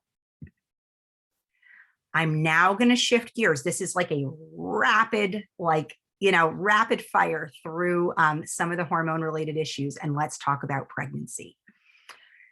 So pregnancy. When a patient comes into my office, oftentimes, and this is a topic that we talk about, either they're referred because they're already pregnant, and I'm not going to lie, there was maybe somebody on the other end who's like, I didn't know that that person could become pregnant. And here I am, a doctor and a mom of 3, and I'm like, I assure you that person could have become pregnant, like not a surprise to me, right? Or it's a young woman who's thinking about becoming pregnant. And so with both of those scenarios, as you can tell, I'm a big talker. I have like a list of questions on my mind. I'm like, tick, tick, tick, tick, tick. I got to get through my list. I got to get through my list. And you can see, it's like, how are your seizures? Do you definitely have epilepsy? What medicine are you on? When was your last seizure? Got to make sure she's taking folic acid. I got to make sure to check levels. Like I have a checklist. Could she be pregnant right now? Is she going to report all her seizures to me? We got to go over safety issues. We got to go over I got to make sure she knows it's going to be okay. It's going to be okay. But my patients, I would tell you, in the interest of time, I want to review the top 3 questions. Number 1, am I poisoning my baby? Am I taking a medicine that's causing harm? Probably the biggest question that I get. Number 2, are my seizures going to get worse during my pregnancy? And number 3, is my baby going to have seizures? So I want to distill it more and shift gears to that patient-oriented approach and review those 3 topics. Number 1, am I poisoning my baby? We put a lot of resources into answering this question. Where did it even come from? Well, it came from a place where, in much of the, late 20th century, these seizure medications are coming out, and there's an observation that seizure medicines cause a higher rate of birth defects in women. And so women are being told you cannot have babies because look at this, they're birth defects. Now, this is in the era before the March of Dimes has come out with a statement that women of childbearing age should be taking folic acid daily. So this statement comes out and it collides with the absolute explosion of newer seizure medications that become available on the market since the 1990s. And suddenly there are more options. Then we begin to study this. And there's an observation that not all seizure medications are created equally. All right. So we finally are able to figure out, okay, well, there are better seizure medications to be on during a pregnancy, like lamotrigine and levetiracetam, where the risk of birth defects is very similar to the risk of birth defects of not being on a medicine at all. It's only a fraction, like a hair higher, literally a hair, as you can see. And then there are riskier medicines like valproic acid, all right, or phenobarbital, all right, doesn't automatically mean something bad is going to happen if you're on those medicines, because the numbers are still on the lower side. However, we're able to finally get a sense of what that question entails, what it means. All right. There are newer medicines that are hitting the market, and we have to estimate risk because we don't have the numbers. But this is an important answer to that first question. But it's not all about birth defects. It's about, like, is my baby going to have other problems? Is my baby going to have a developmental delay or disability, which might require just some intervention, okay? And it turns out valproic acid is probably the biggest influencer of an observation that babies born to moms who are taking some of these medicines might have some more developmental disability burden. And that's because valproic acid exposed babies have 2 to 5 times the risk of autism, autism spectrum disorder, intellectual disabilities, even ADHD compared to babies born to moms on no medicines at all, which are equivalent to babies born to moms on carbamazepine, lamotrigine, and phenytoin. That study from 2013 is being updated, and so far the numbers look similar. Babies born to moms who are taking other medicines don't seem any different from babies born to moms who are not taking a medicine at all. What about the seizures? Are they going to get worse in pregnancy? The short answer is not if they were well controlled prior to the pregnancy, but it's a qualified not, because if the seizures are were poorly controlled, then we have to really address that, number one. Number two, I already told you the effects of hormones on lamictal. Imagine if you become, lamotrigine. If you become pregnant and you're on lamotrigine, we have to be really vigilant and raise that dose because there's more of you, there's higher metabolism, we need to address it, all right? So we need to be proactive. And then there may be a subset of individuals with a type of frontal lobe epilepsy who may have higher rates of seizure control. Seizures compared to the general population. And this, why? We don't know, but it needs to be studied a little bit more. The standard of care is to continue seizure medications during a pregnancy. And in fact, oftentimes, more often than not, it is to raise the medicines. So it sounds Looney Tune that you have somebody coming in and we're raising the medicines when they're pregnant, but that is actually the expectation because there's more of you and you're metabolizing the medicines faster because your body wants to like pee out the poison and get rid of the poison to protect the baby, but it's not poison. How do I know this? Because the mortality among women with epilepsy is higher. And this is probably due to the seizures. And this is such an important, if I can emphasize one key message, this is the key message, is that the seizures in the pregnancy are more dangerous than the medications. And it's so scary as a mom to say, oh my God, like I have a headache. Should I take anything at all? Oh my goodness, I'm afraid to drink the caffeinated beverage. I'm afraid to eat the sushi. Like, how could I possibly convince myself to take my seizure medicine? But as your doctor, I'm going to tell you, like, you have to do it because the seizure is not affecting you. It's affecting you and your baby. And this is a very, very important issue. And seizures can be harmful. They've been linked with many, many problems. Is it automatically a huge problem if a patient has a seizure in pregnancy? It is not automatically a huge problem, but still we try to control seizures in pregnancy. All right. In the last few minutes before I take questions, I want to talk about the postpartum state and also in general, the broad overview. I use rescue medicines during a pregnancy because, and also just in general, I think this really empowers a patient. Like if you feel a warning, you can take something to get rid of the episode and buys you some time. Like maybe we have to make a dose increase, but pregnancy is a moving target. And the postpartum state can be a particularly sensitive period because people are so sleep deprived. I'm just going to tell you as a mom, like, you're not getting a lot of sleep after you deliver. Guess what? Like the baby wakes up, the baby needs to eat, you change the baby goes back to sleep. Repeat, like rinse and repeat. It happens again. So we need to deal with that. Like how do we manage sleep deprivation? How do we manage safety? How do we prevent you from having seizures?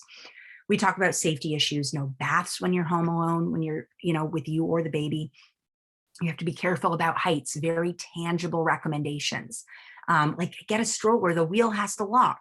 The safest place for the baby is on the floor or in a pack and play or in a crib. God forbid you had an aura or a seizure. If the baby's crying, the baby's breathing. That sounds like a mean thing to say, but as a mom of 3, I'm telling you, it's the truth. My kid is crying, my kid is breathing, okay? Dealing with sleep deprivation, how to split up the nighttime feeds. Like we get to a really granular level in my office. We talk about postpartum depression screening, preventing toxicity and breastfeeding. Like, if you're like been through a pregnancy, you get the breastfeeding, like people are like, you must breastfeed or you're evil. And other people are like, you can't breastfeed, you're taking a medicine. The truth is between, it is a personal choice and there are benefits to breastfeeding, absolutely. And yet, if you can't do it, you can't do it. And the baby will get nutrition with formula. Like there's absolutely but we will be talking about that. And it's a no judgment environment. So the final stretch, I know I talk fast. What else do we see in an obstetrical neurology clinic? Besides seizures, we see headache, and headache, okay? Headache is incredibly hormonally mediated. Especially migraine. And so this is just like a pie chart from a paper that we presented a couple of years ago at the American Headache Society, because this is kind of the bulk of what we're seeing: headache alone, seizures alone, and headache plus seizure. And I like to mention this in an epilepsy forum because sometimes you might go to your doctor and this is for the whole audience, and you might be like, well, my seizures are controlled, but I'm having like a ton of headaches. But I don't want to bother my neurologist because I feel so great that my seizures are controlled. I don't want to rock the boat. Or like, I'm afraid that something's going to interfere with my seizure medicine. I mention obstetrics because the same triggers that cause seizures can cause headaches, like sleep deprivations, hormones, stress. And in pregnancy, it's the same old thing. Like although a lot of headaches actually improve with pregnancy. So I put in that slide just to kind of highlight that, and we still have to deal with it.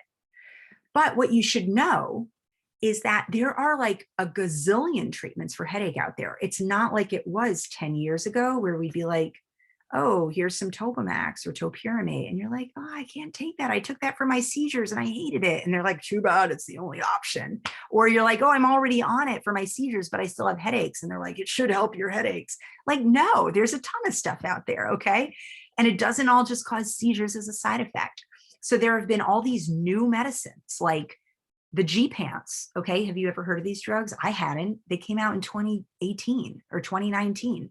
Ubergepant, Rimagepant. There's one called Atragepant that's so new it didn't make it to this slide. There are the Ditans. These are acute medicines. There are neuromodulation devices like stimulators, like kind of like your implanted vagal nerve stimulator. There are electrical stimulators that are like TENS units. There's one, if you're afraid, the Cephaly, which is an electrical stimulator that goes across the forehead, which is this here. If you're afraid like that might trigger a seizure, it's not been associated with seizures, by the way, but if you're afraid, there's a new device that goes on the arm called the Nerivio that sends a pulse that has some good statistics in terms of headache control. And there are these injectables. Now, does everybody do well on these? Like some do, some don't. There aren't, a lot of these can't be used in pregnancy, kind of tying in what I was just talking about. But there are options, and there are still options in pregnancy. We just recently published a big systematic review of the options that you can use in pregnancy. So with 2 minutes to spare, that's pretty much all I want to talk about in the realm of the hormones influencing the brain. I think we've covered quite a bit in the lightning fast time. Hormones effects on the seizures, hormones effects on seizure medications, menopause, pregnancy, and other neurological hormonal conditions. So thank you so much for your time, and I'd love to answer some questions. First, Dr. Roth, I just want to say that your children are adorable on that first Thank you. slide. And if anyone has any questions, I'm just waiting for them to come in. Sometimes there is a little delay in them popping in. And I know I talk fast. I can put up any slide that you want. I just want to be respectful of everybody's time because I know it's been a long morning. Julie, that was great. How much advanced warning as an epileptologist do you want to potentially get from a patient who's contemplating pregnancy to, do what you want to do to advise them, et cetera?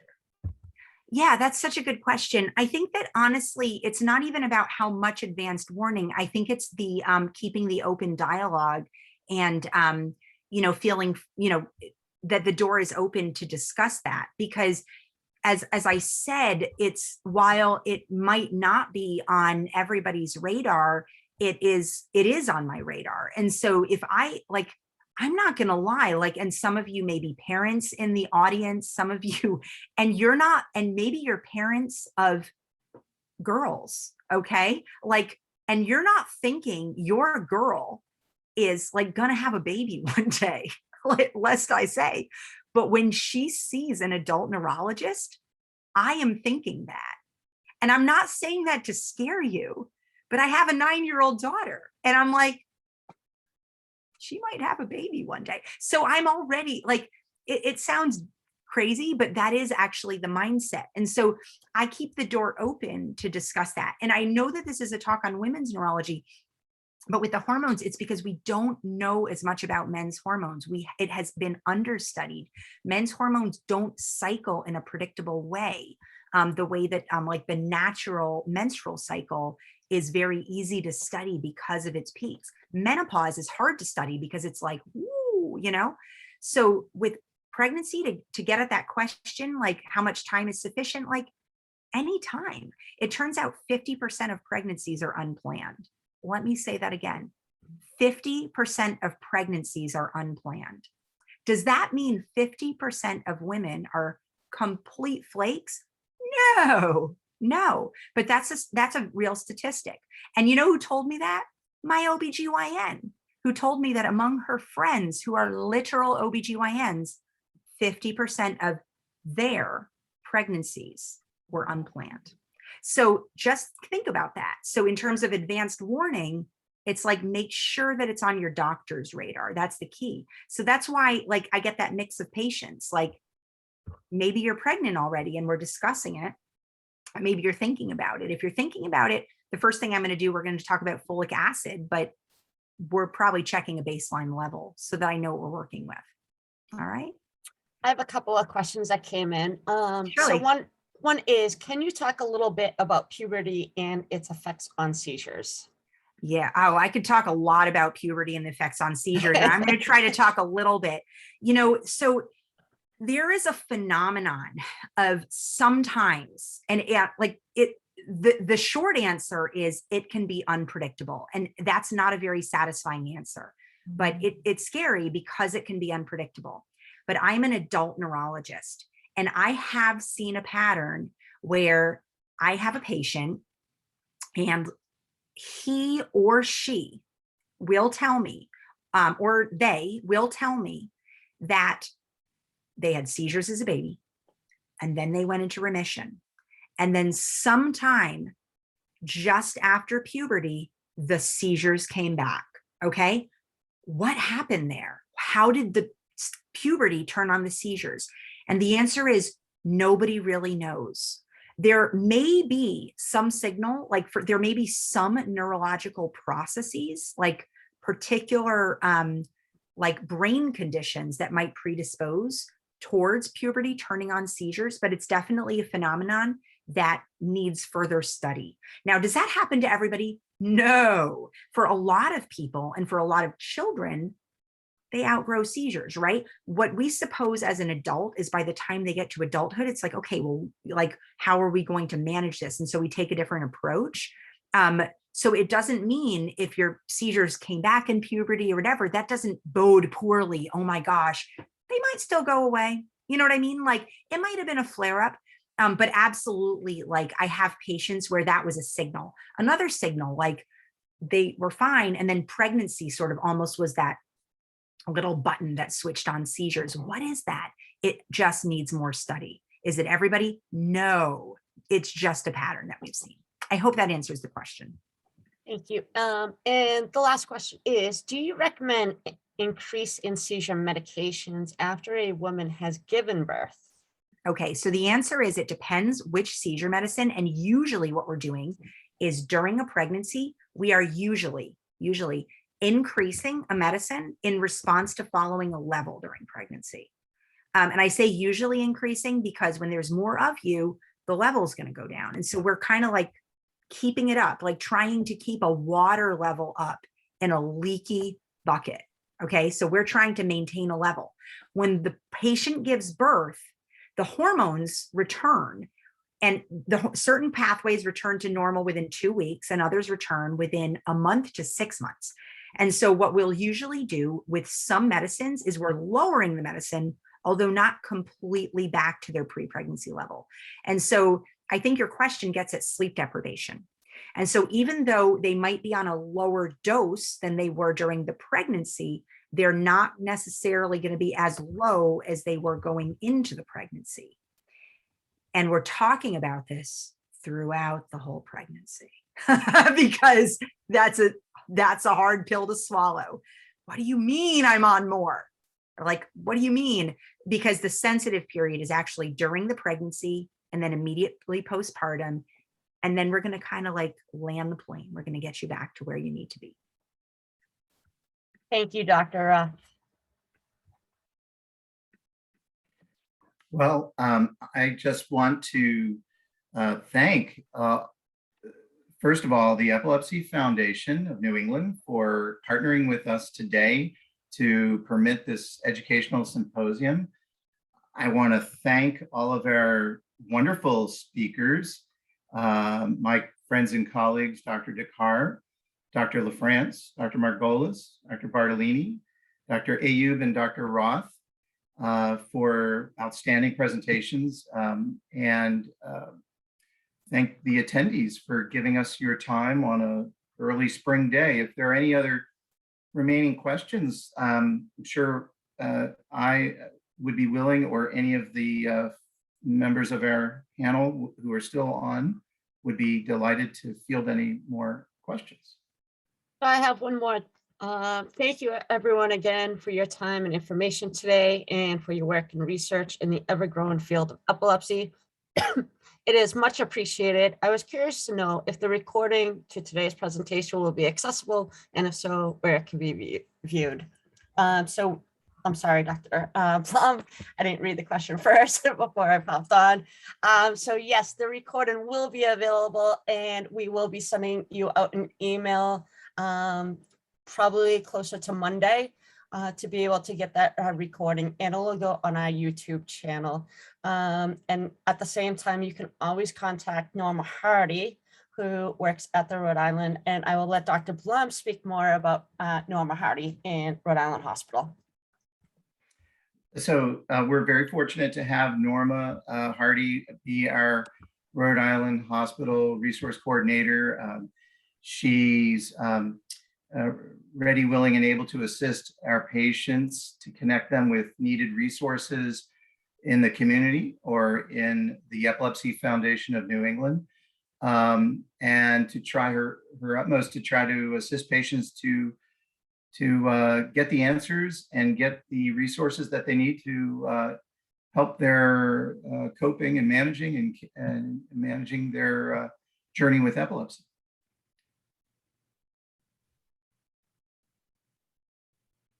Thank you so much, Dr. Blum.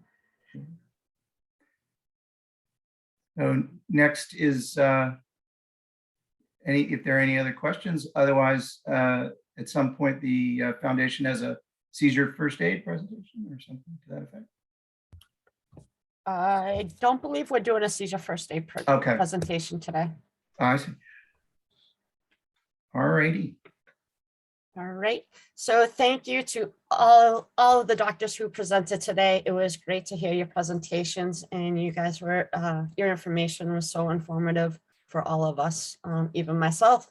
And I enjoyed listening to all of you today. And it was a pleasure being a part of it today. Thank you so much.